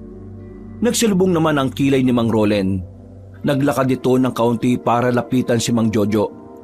Tiningnan ni Mang Rolen si Mang Jojo mula ulo hanggang paa. At sino ka naman na matanda ka, ha? Gusto mo bang magpakilala ko? Malamang! Bigla-bigla ka na lang lilitaw eh. Tapos magbibida-bida ka pa. Baka hindi mo magustuhan kapag nagpakilala ko. Ang dami mong satsat. Siguro, aswang ka rin na. Alam mo ba kung anong ginagawa ko sa madadaldal? Pinuputulan ko ng dila.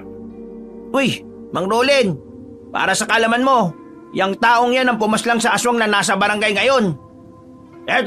Etong matandang to.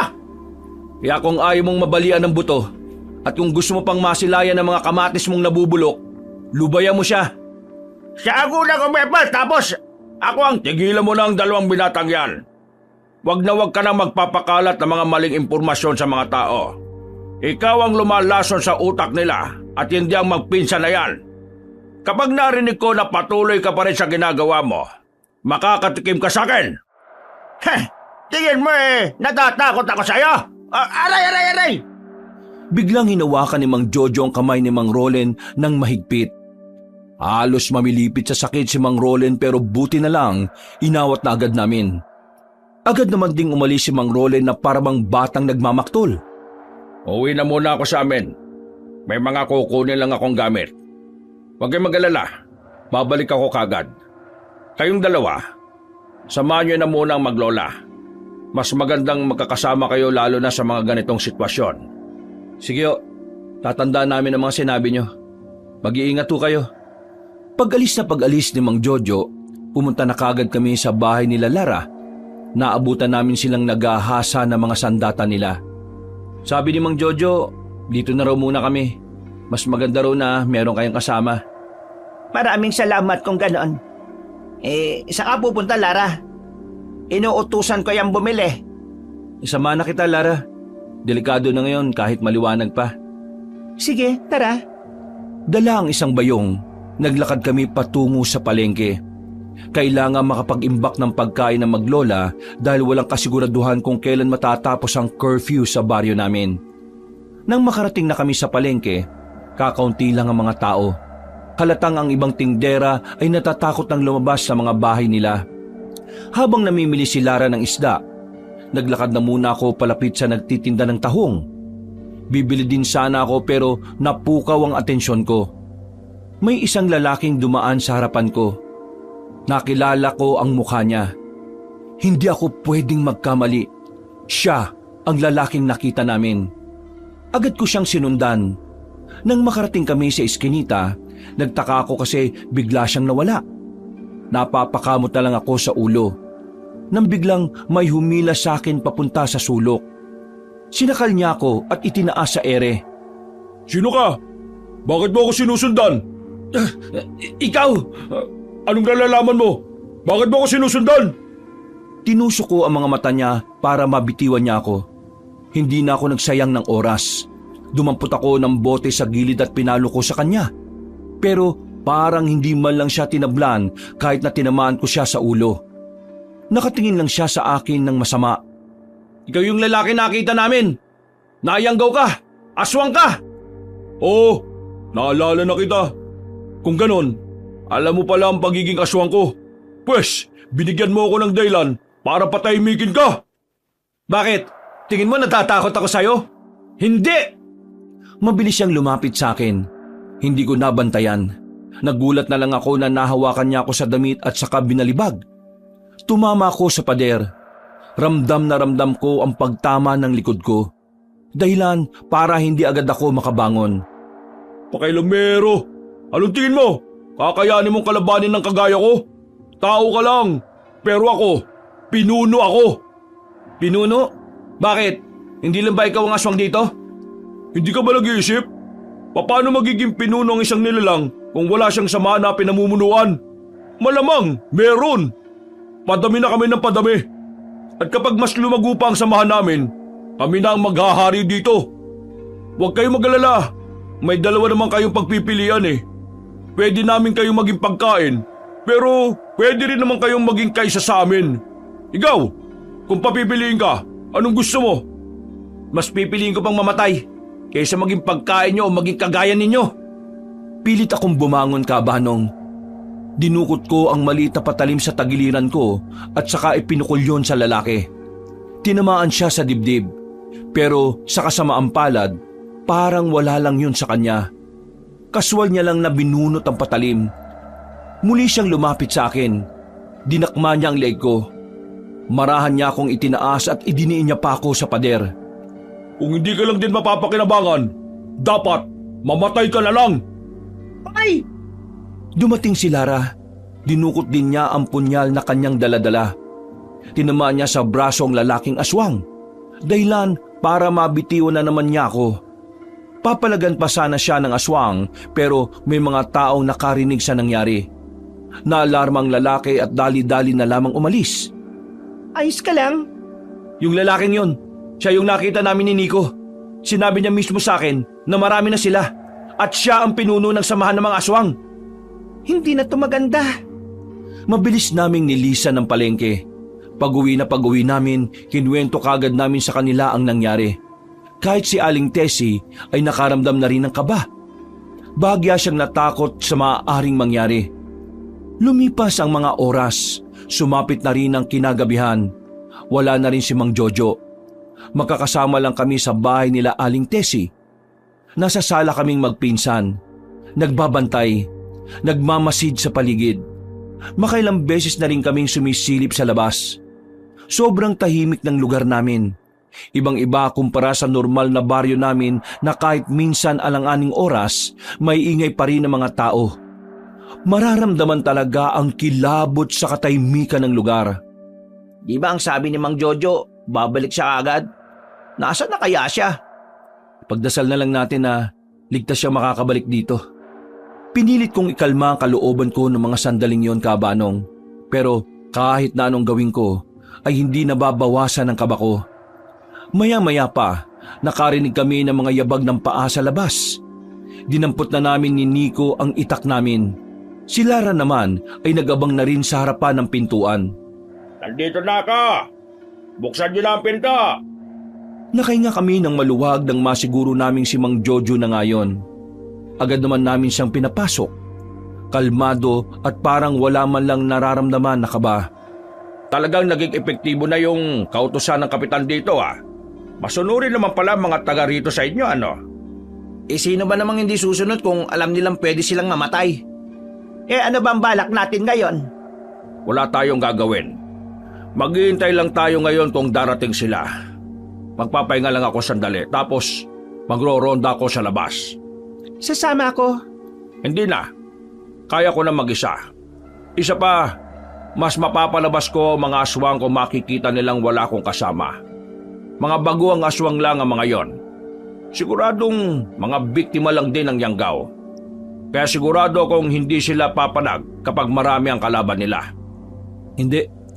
Malakas sila. Yung pinuno ng aswang na nakalaban ko, malakas siya. Hindi ka lang talaga sanay sa laban, Eman.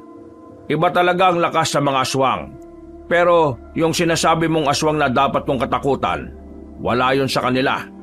Insan, may kayabangan din pala itong si Mang Jojo no? Okay na. Nakapagpahinga na ako. Lalabas na ako. Hindi na namin pinigilan pa si Mang Jojo. May tiwala naman kami sa kanya dahil mukhang marami na talaga siyang karanasan sa pagpatay ng mga aswang. Nanatili na lang kami sa bahay nila Aling Tessie. Tahimik naman ang paligid. Sa halos kalahating oras na hindi pa nakakabalik si Mang Jojo, panatag ang kalooban namin dahil wala namang nangyayaring masama. Sigurado bang ayos lang yung matandang yun? Nayayabangan ako ano palang silbi natin? Hayaan niya na. Meron siyang binabalak. Binabalak na alin? Bakit hindi niya sabihin sa atin? Magtiwala lang tayo sa kanya. May punto si Mang Jojo. Baka narito na mga aswang. Pero dahil alam nilang may nagpoprotekta sa mga tao, hindi agad sila lalabas. Maging alerto na lang tayo. Para sa oras na kailanganin ni Mang Jojo ang tulong natin, handa tayo. Yan ang nga ba sinasabi ko Punta na natin. Wag na muna. Anong wag? Kapag lumabas tayo kaagad, baka biglang umatras sa mga aswang. Ha? Bakit sila aatras? Hindi sila matatakot sa atin. Hindi naman tayo kagaya ni Mang Jojo na magaling.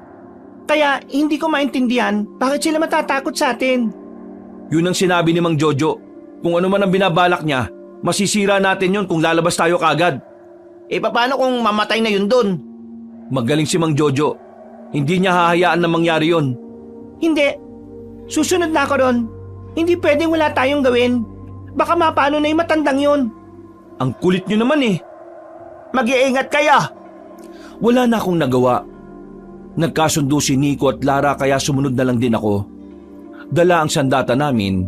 Hinanap namin si Mang Jojo.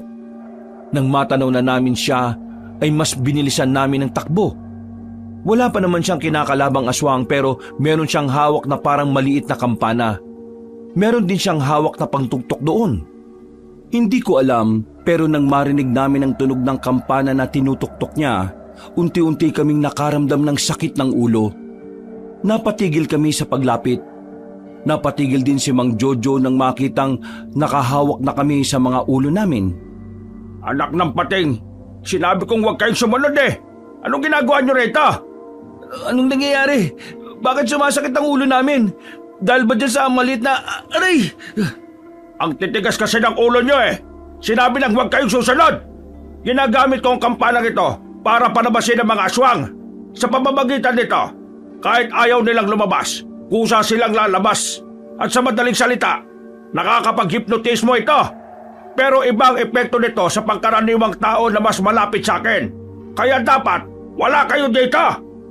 Bakit kasi hindi mo kagad sinabi sa amin para hindi na kami sumunod Kung hindi nyo napapansin, may mga paniking pabalik-balik sa bahay ninyo. Ang mga paniking yon ay maaaring mga espiya ng mga aswang. Maririnig nila kanina kung sasabihin ko sa inyo. Ang sakit ng sintido ko. Pampira naman kasi talaga kayo Bakit bang titigas ang ulo ninyo? Ituloy mo na ang ginagawa mo. Sige na, aalis na kami. Hindi na. Alam na nilang nandito kayo. Kung hindi sana kayo pumunta, madali ko sana silang mapapaslang ng sabay-sabay. Galit ka ba? Hindi, nagpapaliwanag lang. Parang dinudurog ang ulo namin ng mga sandaling yon, Kabanong. Napaupo na lang kami sa gilid at napasandal. Hindi na naituloy ni Mang Jojo ang ginagawa niya. Sinamahan na lang niya kami. Makalipas lang ang halos 20 minutos, nawala na rin ang sakit ng ulo namin, pero naroon pa rin ang kaunting hilo. Kung ayos na kayo, sumama na lang kayo sa akin. Roronda tayo. Bakit hindi mo na lang ituloy yung ginagawa mo kanina? Tingin mo mabibiktima ko pa sila kung pumalpak na yung una? Malamang, baka alam na nila na gagawin ko yun ulit. Matatalino mga aswang, hindi sila mga inutil. Pasensya na. Ako ang nagpumilit na sumunod dito. Wag na kayong magturuan kung sinong may kasalanan. Ang mahalaga ngayon ay kung paano natin sila haharapin ngayon. Dahil nararamdaman ko ngayong gabi, ngayon din sila magpapakita. Sana lang sa susunod, kung ano ang sasabihin ko, sumunod naman kayo. Ang titigas kasi ng ulo ninyo Bumuntong hininga si Mang Jojo. Napansin kong parang kinakabahan na rin siya. Hindi ko makita ang pagiging kumpiyansa sa kanya. Kaya naman, hindi ko na rin maiwasang hindi kabahan. Sinimulan namin ang paglalakad. Tahimik kami. Nakailang ulit na lumilingon sa likuran. At sa mga gilid-gilid, nang makarating na kami sa bandang dulo ng baryo namin kung saan kakaunti na lang ang bahay, dito na ako mas lalong kinabahan. Mang Jojo, papunta na tayo sa sementeryo Kagaya nga ng sinabi ko, lilibutin natin tong buong baryo natin, kasama ang sementeryo sa madadaanan natin. Bakit, Nico? Natatakot ka na naman ba? Ha? Ako? Matatakot? Hindi Sabay-sabay kaming napalingon sa lumang bahay na nasa kanan namin. Matagal nang walang nakatira doon. Kaya alam naming walang tao ang pwedeng makalika ng kahit na anong kaluskos. Kaya naman, inihanda na namin ang sarili namin. Si Mang Jojo na mismo ang nagsabi na may aswang sa bahay na yon. Alam kong nandiyan kayo sa loob mga aswang! Lumabas kayo dyan at harapin nyo kami! Isang lalaking nakita namin sa taas ng bahay.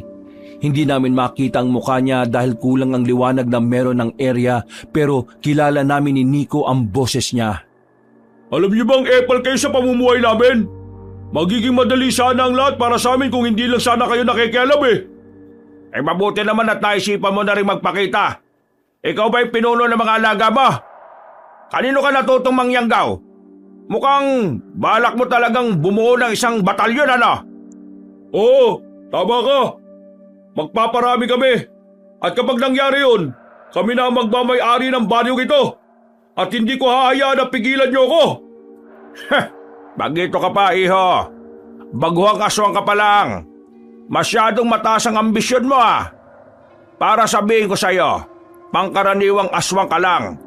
Hindi kagaya ng mga aswang na ipinanganak talaga na may dugong aswang. Tumawa ng malakas ang lalaki. Para siyang mababaliw. Napapahawak pa siya sa tiyan sa sobrang halakhak. Nagkatinginan na lang kami. Gustong-gusto na nga sana naming birahin, pero hindi namin ginawa dahil wala pang hudyat si Mang Jojo.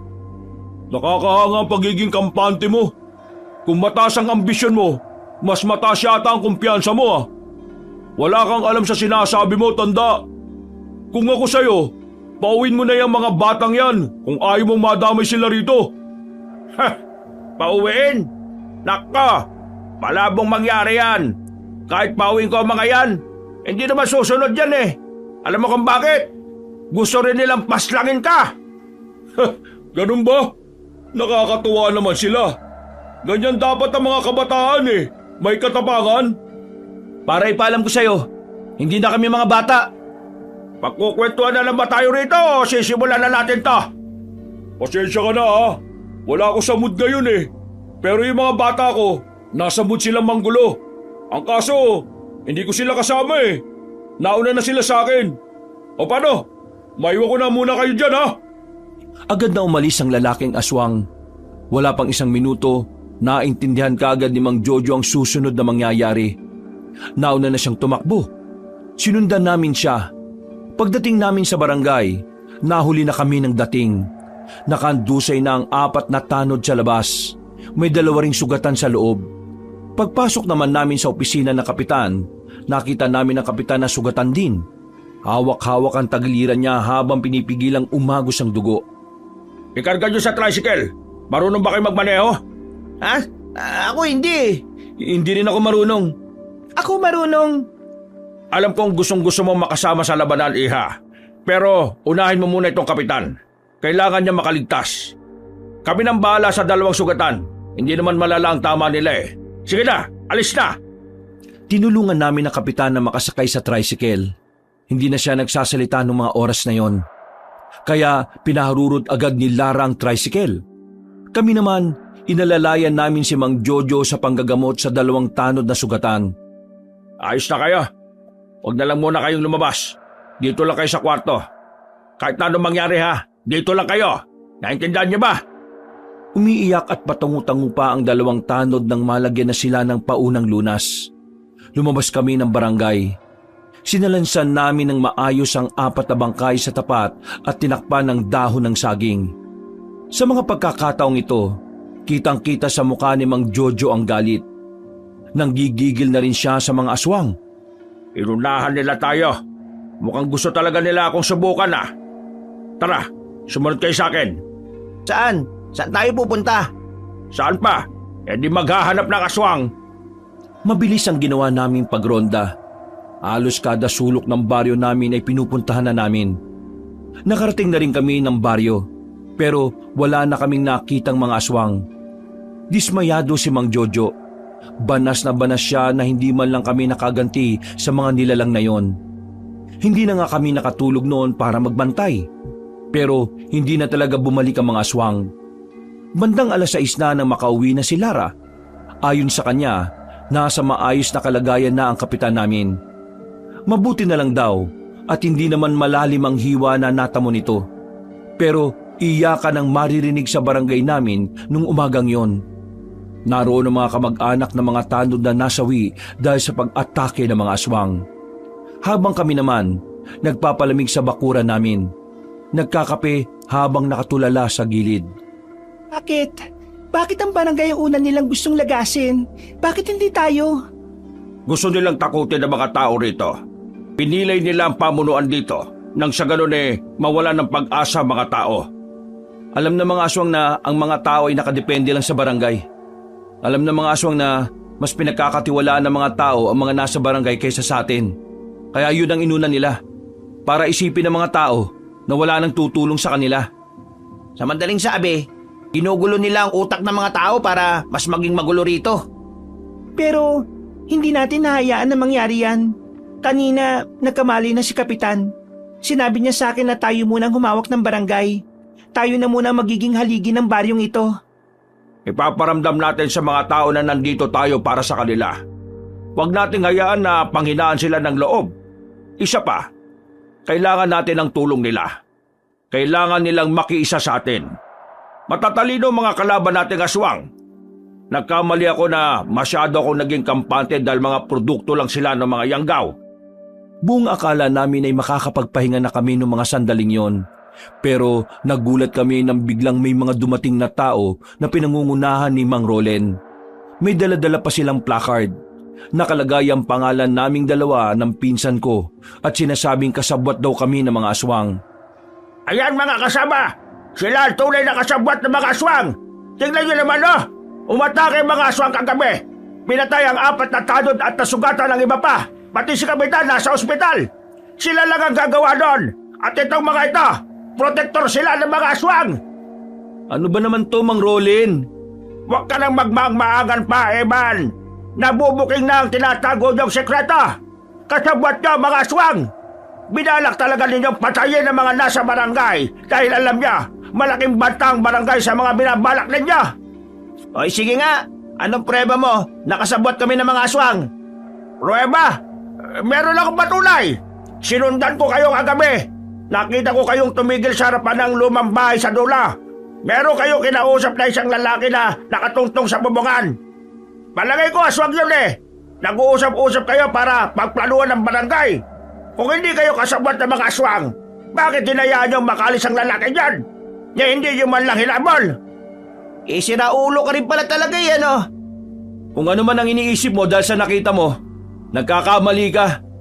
Hindi kami nakikipagsabuatan sa aswang na yun. Kinakausap namin siya at hinahamon na makipaglaban sa amin. Nagkataon lang na meron na pala silang nilutong plano. Pinalayo kami sa barangay para mas madaling atakihin yun ng mga tauhan ng lalaking kausap namin. Ikaw, umalis ka na. Hindi namin tatanggapin ang mga sinasabi mo. Mga kasama, papayag ba kayo sa ginagawa nila? Nagdadahilan pa sila. Gumagawa sila ng palusot. Pero ang totoong problema, sila. Kasi kung talagang nilalabanan nila ang mga aswang, dapat napatay na nila yon. Kaso hindi eh. Wala silang ginagawa. Hinahayaan lang nila. Malabas lang nila yung nakaraan. Kunwari, nakapatay ng isang aswang. Pero ang totoo, planado na nila. Hindi ka ba titigil, ha? Anong gagawin mo sa akin? Papatay ba ka? Gaya lang ginawa nyo sa mga wala kalaban-laban na tanod. Tumigil ka na nga, matanda ka. Ikaw ang walang magawang maganda para sa mga tao rito eh. Puro ka lang paninira, puro ka lang daldal. Pero ang totoo, hindi mo lang talaga matanggap ang ginawa sa'yo ni Nico noon. Kung ako sa'yo, manahimik ka na lang. Kasi baka sa susunod na araw, ikaw naman ang biktimahin ng mga aswang. Kasi masyado ka maingay eh. Biktimahin ng mga aswang? Ibig mo sabihin, biktimahin ninyo? Hindi naman ako natatakot sa inyo eh. Mga aswang lang kayo. Pero isa pang salita na marinig ko mula sa'yo. Hindi ako magdadalawang isip na las-lasin tong leg mo. Natahimik ang lahat nang itutok na ni Mang Jojo ang hawak-hawak nitong katana sa liig ni Mang Rolen. Nanginginig sa takot si Mang Rolen at hindi na talaga ito nagsalita. Maraan itong umatras at saka nagmamadaling umalis. Takot na takot. Tarantado talaga matanda na yun eh, no? Mamayang gabi, inaasahan kong babalik ang mga aswang para sa ikalawa nilang pag-atake. Yung matandang yon, malaki siyang sagabal sa pakikipag-ugnayan natin sa mga tao. Eman, Nico, may papatrabaho ako sa inyo. Gusto ko lang malaman kung kakayanin niyo bang gawin. Ano ba yung gagawin namin? Nagkatinginan kami ni Nico sa sinabi ni Mang Jojo. Hindi man lang kami nagdalawang isip na pumayag sa gusto niyang mangyari. Dakong 5:00 ng hapon, wala ng tao sa labas. Nagmamadali kaming lumabas ng bahay ni Nico. Binuntahan namin si Mang Rolen. Sakto naman napapalabas na siya ng bakuran nila nang dumating kami. Ano ginagawa niyo rito? Kakainin niyo ako? Ikaw, kakainin namin. Kadiri ka, no? Pangit ang lasa mo kasi pangit ka. Pasensya ka na pero kailangan namin tong gawin eh. Makulit ka eh. Lalapitan na sana namin siya pero bigla siyang tumakbo papasok sa bahay. Buti na lang ay napuwersa namin yon para makapasok din kami. Bago pa siya makahawak ng kahit na anong patalim, siniko ko siya sa batok. Napaupo kagad siya at nakaramdam ng hilo. Sinamantala na namin ang pagkakataon para igapos siya sa haligi ng bahay niya. Walang iya kayo! Anong gagawin niyo sa akin? Kumalma ka nga, tanda. Wala naman kaming gagawing masama sa iyo eh. Kailangan ka lang naming igapos dito para hindi mo na maituloy yung pag-aaklas na gagawin nyo mamayang gabi. Nilalason mo utak ng mga tao eh. Sagabal ka, Mang Rolen. Mas lalo mo lang nilalagay sa panganib ang buhay ng mga kalugar natin. Ano nga ka? Baka kayong naglalagay ng panganib sa buhay namin. Wisit kayo! Pakawalan mo ako rito! Tulungan niyo ka! Mang Rolen, nakakalimutan nyo na yata na nung pinagawa nyo ang bahay nyo, si Mang Topper lang ang malapit nyong kapitbahay. Malayo yung iba para walang makarinig sa inyo. At si Mang Topper ay matalik niyong kaaway, kaya malabong tulungan ka ng taong yun. Kaya kung ako sa'yo, manahimik ka na lang. Tulungan niyo ako! Sisigaw ako ng sisigaw hanggang sa may makarinig sa akin! Subukan mo sumigaw, babasagin ko to. Hinawakan ni Nico ang flower vase na nasa gilid ng altar. Nang makita yun ni Mang Rolen ay parang naging maamong bigla ang mukha niya. Wag yan! Mamahalin yan! Bigay pa sa akin yan ang asawa ko na nasa ibang bansa! Wag yan! Kaya nga manahimik ka. Kasi kung mag-iingay ka, hindi ako magdadalawang isip na bitiwan to. Hindi sana namin to kailangan gawin eh. Kaso masyado nang nakakapikon yung mga ginagawa mong paninira. Hindi naman paninira yun eh. Sinasabi ko lang kung ano yung paniniwala ko sa inyo. Mali nga yung paniniwala nyo. Kahit na anong paliwanag namin sa'yo, hindi mo naman tinatanggap eh. Hindi kami mga aswang. Hindi kami ang umatake sa'yo nung nakaraan. Wala kaming dugong aswang. Sa katunayan, kasama kami sa mga lumalaban sa aswang. Kung ayaw mong maniwala ay bahala ka sa buhay mo. Basta kami, wala kaming ginagawang masama sa kahit na sino. Alam niya ng kapitan natin. Di patunayan niya.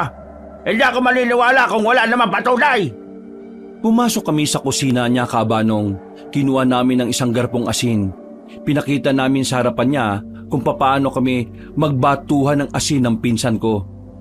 Nanlalaki ang mga mata niya pero hindi pa rin siya kumbinsido. Kaya ang ginawa namin, kinuha naman namin ng mga bawang. Pinakita namin sa kanya ang pisngi ng puwet namin. Pinahid-pahid namin doon ang bawang. Tapos binato sa mukha niya. Oh, ano, ayos na ba yon? Hindi ka pa rin ba naniniwala? Gusto pa yata nito eh. Kainin natin yung asin eh. Hindi pwede. Dapat aswang kayo. Buwang ka na yata eh. Pinipilit mo pa rin. Hindi nga kami aswang, ang kulit mo. Hindi nga kayo aswang. Hindi nga, ang kulit. Di ba't nakasin niyo ako rito? Wala na pala akong dahilan para mag-aklas eh. Hindi mo kami mauuto, no? Kilala ka namin. Alam namin na hindi ka pa rin naniniwala. Pampihira naman na. Bawal sumigaw. Kapag sumigaw ka, boom! Basag yung flower vase na bigay ng asawa mong may iba ng asawa sa ibang bansa. Wag kang fake news. Walang ibang kasawa ka. Ako lang. Oo na, manahimik ka na nga. Gumagabi na. Darating na mga aswang. Napagod din naman sa kakadaldal si Mang Rolen. Pagsapit ng gabi, inihanda na rin namin ang sarili namin. Alam ko na maaring may mangyaring masama sa amin noon. Pero buo na ang loob namin. Buo na ang loob namin na labanan ng mga nilalang na nagtatangkang wasakin ang lugar namin. Ay, teka lang. Anong gagawin niya? Iiwan niya ako dito? Oy, bakit? Bahay mo naman to, di ba? Ibig ko sabihin, tanggalin niyo tong pagkakagapos ka. Wag na. Baka mamaya ay magasi ka na naman ng katangahan eh. Labas na kami ha. Sa mga oras na to, nakausap na nila yung mga taong dapat kukupalin mo eh. Kapag hindi na kami nakabalik, baka wala na kami nun. Baka siraulo. Ay, tanggalin niyo to. Tulong! Mabilis naming nilisan ang bahay ni Mang Rolen. Nadaanan pa namin si Mang Topper na nag-iinom. Inalok pa kami mag-shot. Ngumiti lang kami. Nang makarating na kami sa barangay, inabutan namin naroon na si Mang Jojo kasama si Lara. Naroon din ang ilang mga tao na nakausap nila para sumama sa pagpuksa sa mga aswang. May kanya-kanyang gamit ang mga yon. Meron pang isang pamilya na merong mga baril. Alam kong hindi ako taga rito. Alam kong wala akong karapatan na manduhan kayong lahat kung ano ang mga dapat nyong gawin. Pero meron akong matinding malasakit sa mga tao rito. Dahil ayaw kong mabiktima kayo ng mga nilalang na mortal kong kaaway. Hindi ako papayag na masundan pa ang mga pagkawala ng mga magigiting nating tanod. Kaya naman, ngayon, tinitipon namin kayo para magkaisa. Para puksain ang mga lintik na aswang na yan. Gusto kong malaman, kasama ba namin kayo sa laban na ito? Kasama ba namin kayo sa paghahangad ng kapayapaan para sa lugar ninyo? Oo, Tutulong kami! Tutulong kami sa'yo! Mukhang nakakaintindihan naman tayo.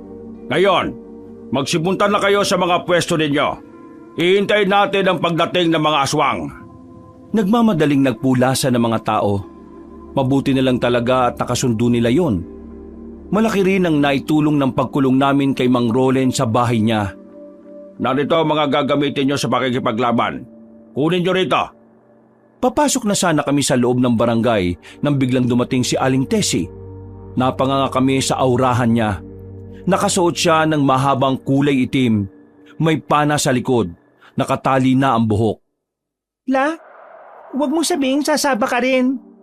Hindi ako papayag na wala man lang ako magawa para sa lupang sinilangan ko. Gusto kong itayo ang pride ng angkan natin. Sigurado ka bang kaya mo pa? Mula ako sa angkan ng mga manunugis. Tingin mo, hindi ko kayang banatin ang pana na dala ko? Hindi naman sa wala akong tiwala sa'yo. Naniniguro lang ako na walang mangyayaring masama sa'yo. Bakit, Mang Jojo? Nag-aalala ka, no? Uy, crush mo si Aling Tessie! Uy, tumigil ka nga. Tinigil na namin ang daldalan at kinuha na namin ang mga gamit sa loob. Maya-maya pa, lumabas na rin kami para rumonda. Ang mga residente naman ay nakapwesto lang sa harapan ng mga bahay nila. Habang naglalakad kami, hindi ko maiwasang hindi kabahan. Nang may makita kaming paniki na palipad-lipad, agad na pinagtitira ni Aling Tessie ng palaso ang mga yon. Namangha kami sa kagalingan niya sa pag-asinta. Kahit si Mang Jojo ay napahanga rin. Inubos ni Aling Tessie ang mga paniki sa paniniwalang espiya yon ng mga aswang. Mga ilang sandali lang, tumigil na si Mang Jojo sa paglalakad. Nararamdaman na namin ang mga aswang at sa puntong yon, pakiramdam namin ay mas marami na sila kumpara nung una. Lara, Iha, ang hudyat! Sinindihan na kagad ni Lara ang kwitis. Ang paglipad noon ay pagbibigay abiso sa mga residente na ang mga kalaban ay nakarating na sa baryo. Hiligpitan ko na ang paghahawak ko sa itak. Hindi nagtagal, naglabasan na ang mga nilalang. Ang dalawang matanda ang nanguna sa amin. Habang nakikipagsabayan si Mang Jojo sa hindi lang 5 aswang. Si Aling Tessie naman ay walang humpay ang pagpapakawala ng mga palaso. Karamihan sa mga binibitiwan niya ay talaga namang tumatama. Si Mang Jojo naman, mabilis at kalkulado ang bawat galaw niya. Para siyang hindi matanda kung kumilos. Kitang-kita ang pagiging veterano niya sa ganoong larangan. Habang kaming tatlo, medyo nahihirapan kami. Sa katunayan, nahagip ng isang aswang ang bandang balakang ko. Buti na lang ay hindi naman sobrang malalim ang kalmot. Insan, ayos ka lang ba? Oo, ayos lang ako. Ikaw, Lara, ayos ka lang? May sugat ka na rin, oh. Wala to. Daplis lang to. O sige, tuloy na natin. Tumatapa ka na, Nico, ah. Ganyan dapat. Lusob! Sinabayan namin sa pakikipaglaban ng dalawang matanda. Habang tumatagal, napapansin namin na may mga aswang pang dumarating. Sugatan na rin si Mang Jojo noon, pero hindi pa rin ito nanghihina. Maubos na mga palaso ko. Pero may mga dumarating pa rin. Diyos ko, Ginoo! Medyo nabuhayan naman kami ng loob nang makitang dumating na ang mga residente. Buong tapang silang lumusob. Nakarinig kami ng magkakasunod na putok ng baril. May ilan na niratrat ang mga aswang. Nang dahil doon, tila na ilang na lumapit ang mga yon. Nagkaroon din kami ng pagkakataon na makapagpahinga kahit na kaunti. Tessie, marami ka pa bang palaso sa bahay ninyo? Oo, marami pa. Kung makakabalik ako at makakakuha, makakasama pa rin ako sa inyo. Kailangan ko ang husay mo sa pagpana. Kumuha ka pa ng palaso. Bilis! Sasama na kita, La. Dito ka lang, Iha. Ikaw ang mangunguna sa mga kalugar mo. Ikaw ang susundan nila. Eman at Nico, kayo na ang sumama kay Tessie. Bilis! Okay, sige po. Sinamantala namin ang pansamantalang pag-atras sa mga aswang. Sinamahan namin si Aling Tessie. Sa totoo lang, Kabanong, medyo nangangamba ko habang naglalakad kaming tatlo noon. Iba ang pakiramdam kapag hindi namin kasama si Mang Jojo. Anak nang, ito na nga ba sinasabi ko eh. Ibigay niyo sa akin ang itak. Ako lalaban. Hindi. Ang misyon namin, makakuha ka ng palaso. Poprotektahan ka at ibalik ng ligtas sa labanan. Kaming bala sa aswang na ito. Dalawa lang naman to, Nico eh. Tig-isa tayo. Pwede bang iyon na yung dalawa tapos una na kami? Duwag ka ba? Pinuri ka pa naman ni Lara kanina tapos ganyan ka na naman. Uy, sige na nga. Alag-palag na yan. Pinatabi na lang namin si Aling Tessie. Huminga ako ng malalim para alisin ang kaba na pilit pinaghaharian ng kalooban ko. Maya-maya pa, umatake na rin ang dalawang aswang. Nakailag naman kami. Ginawa namin ang galaw na itinuro sa amin ni Mang Jojo. Sa pangalawang pag-atake ng mga yon, nagawa na namin silang patamaan. Parang tumaas ang moral namin dahil doon. Sa isip-isip ko noon, ganito pala ang pakiramdam kapag alam mong kakayanin mong tapatan ang isang mabangis na kalaban. Insan, ayos to ah. Parang ang saya pala. Insan, kaya natin to. Alam kong kakayanin natin to. Kayang-kaya talaga natin to.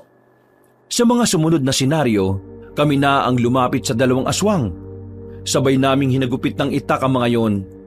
Sinubukan nilang umilag pero nakagawa kami ulit ng kasunod na atake. At sa pagkakataong yon ay tinamaan na sila sa liig. Sinasaksak pa namin sila ng itak para siguraduhin hindi na sila mabubuhay. Ayos! Nagawa natin! Ganito pala pakiramdam kapag hindi naduduwag, no? Ang gaan sa pakiramdam. Ang galing ng ginawa nyo. Proud ako sa inyo, mga iho. Oh, narinig mo yan, Insan? Proud sa atin si Aling Tessie. Masaya kaming nagpatuloy sa paglalakad. Hindi nagtagal, narating na rin namin ang bahay nila. Agad na kinuha ni Aling Tessie ang mga natitirang palaso sa mahabang baul. Kinuha na rin namin doon lahat ng pwedeng ipanglaban sa mga aswang. Pabalik na sana kami sa labanan pero ang hindi namin alam, meron na palang nag-aabang sa bakuran nila. Nakatayo roon ng lalaking pinuno ng mga aswang. Nakangiti pa siya sa amin. Masaya siguro siya noon dahil kami lang ang inabutan niya. Buti naman at naabutan kita, Teresita. Ang kahuli-huli ang natitira sa lumang henerasyon ng mga salbasyon.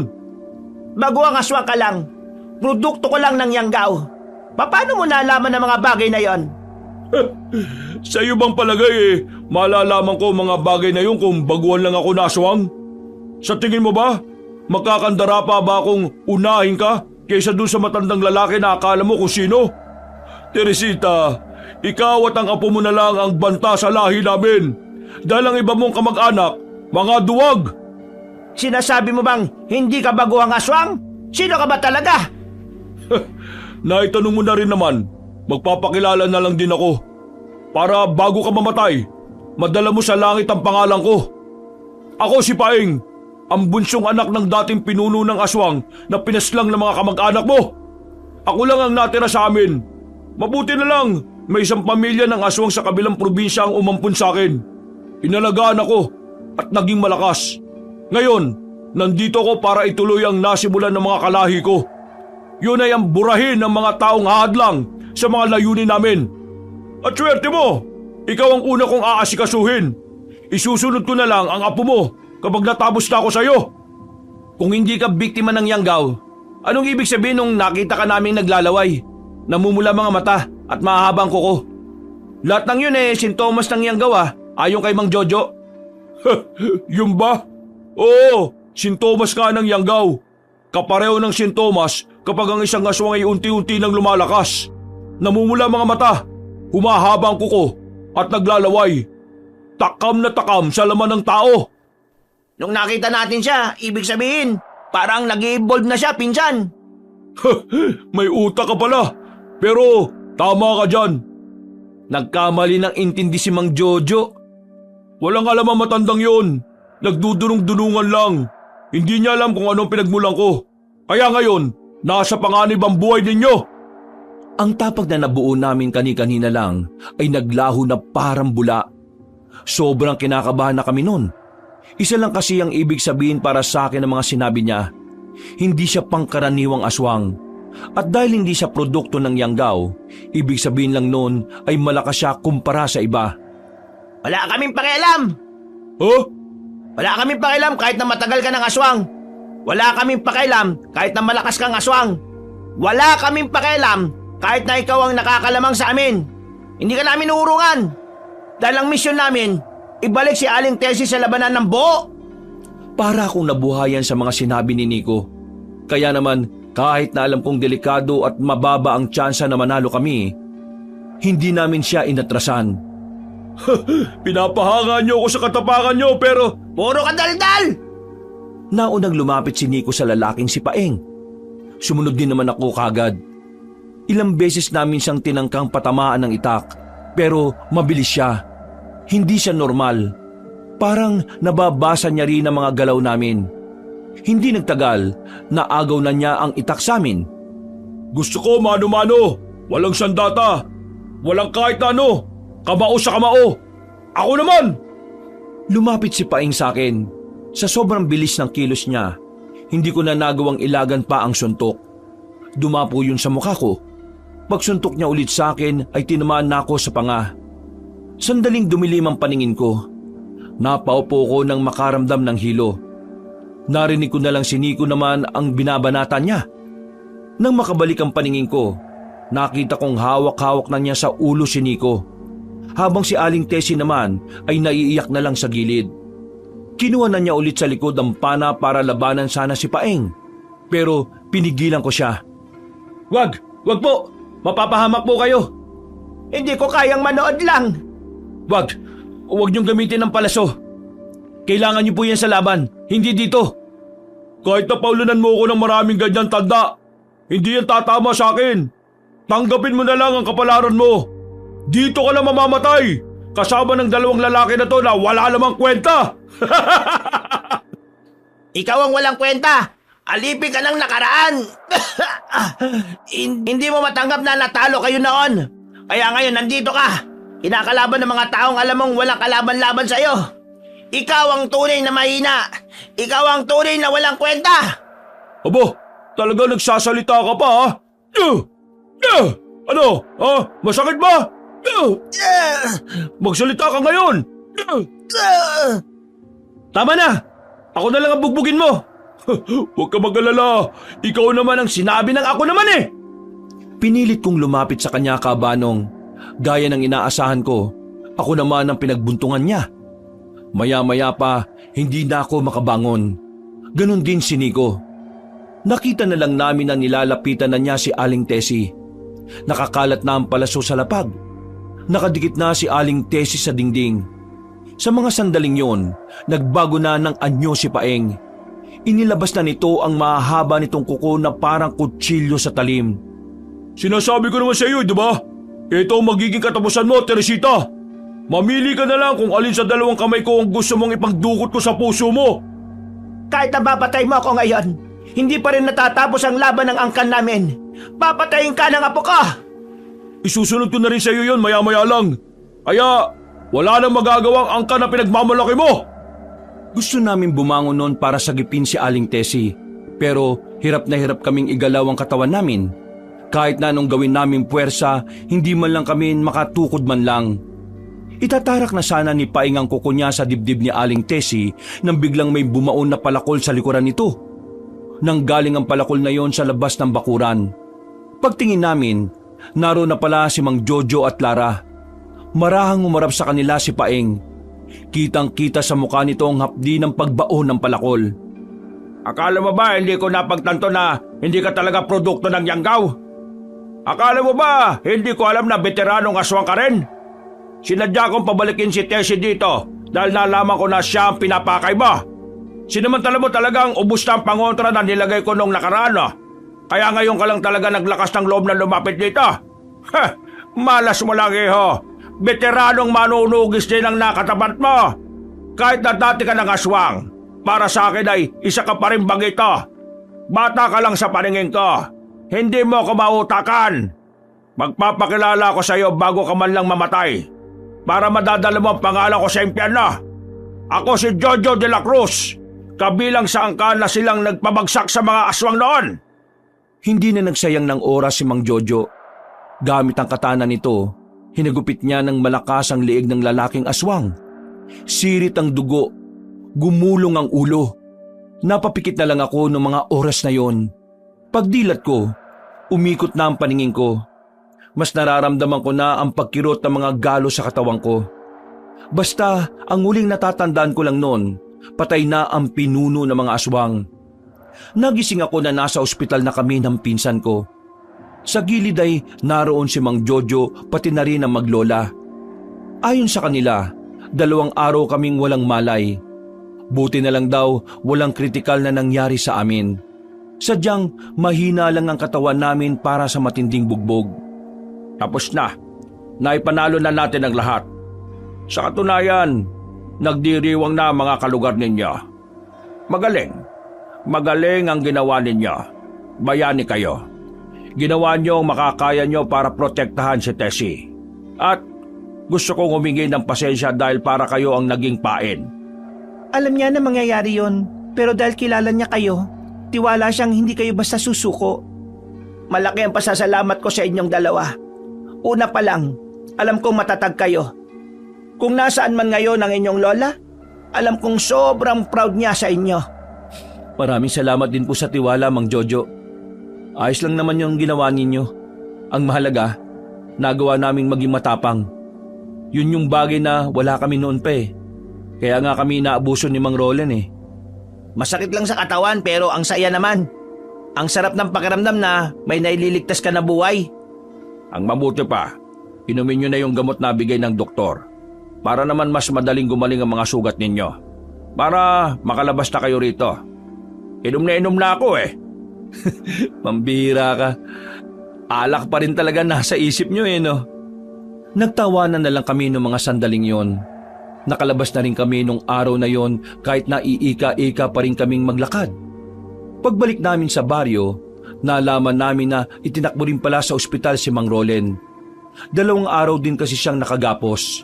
Wala man lang tumulong na alisin yon sa kanya. Si Mang Topper naman kasi palaging lasing. Kaya ayon, 2 araw naggutom si Mang Roland. Buti na lang, masamang damo, kaya hindi kaagad siya namatay. Mula noon kabanong, naging masaya na ulit ang baryo namin. Wala nang aswang. Matino na rin si Mang Roland matapos ang nangyari. Kaya wala na rin kaming kaaway. Umalis na rin si Mang Jojo at bumalik na sa kanila. Pero palagi niya naman kaming binibisita. Yung maglola naman, sila na ang nagsilbi naming ikalawang pamilya. Ang dami mang mga nangyari noon.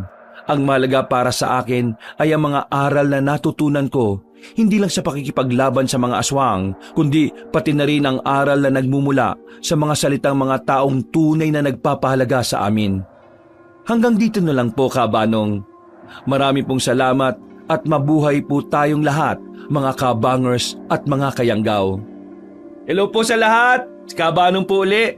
Bago po tayo magwakas, gusto ko po sana magpasalamat sa lahat ng mga sumubaybay ngayong araw na ito dito sa kwento natin. Sana po ay nagustuhan po ninyo. At kung medyo nabitin po kayo sa kwento natin ngayong araw, iniimbitahan ko po kayo na pumunta pa sa ibang channel natin, yung Pamela Clamil.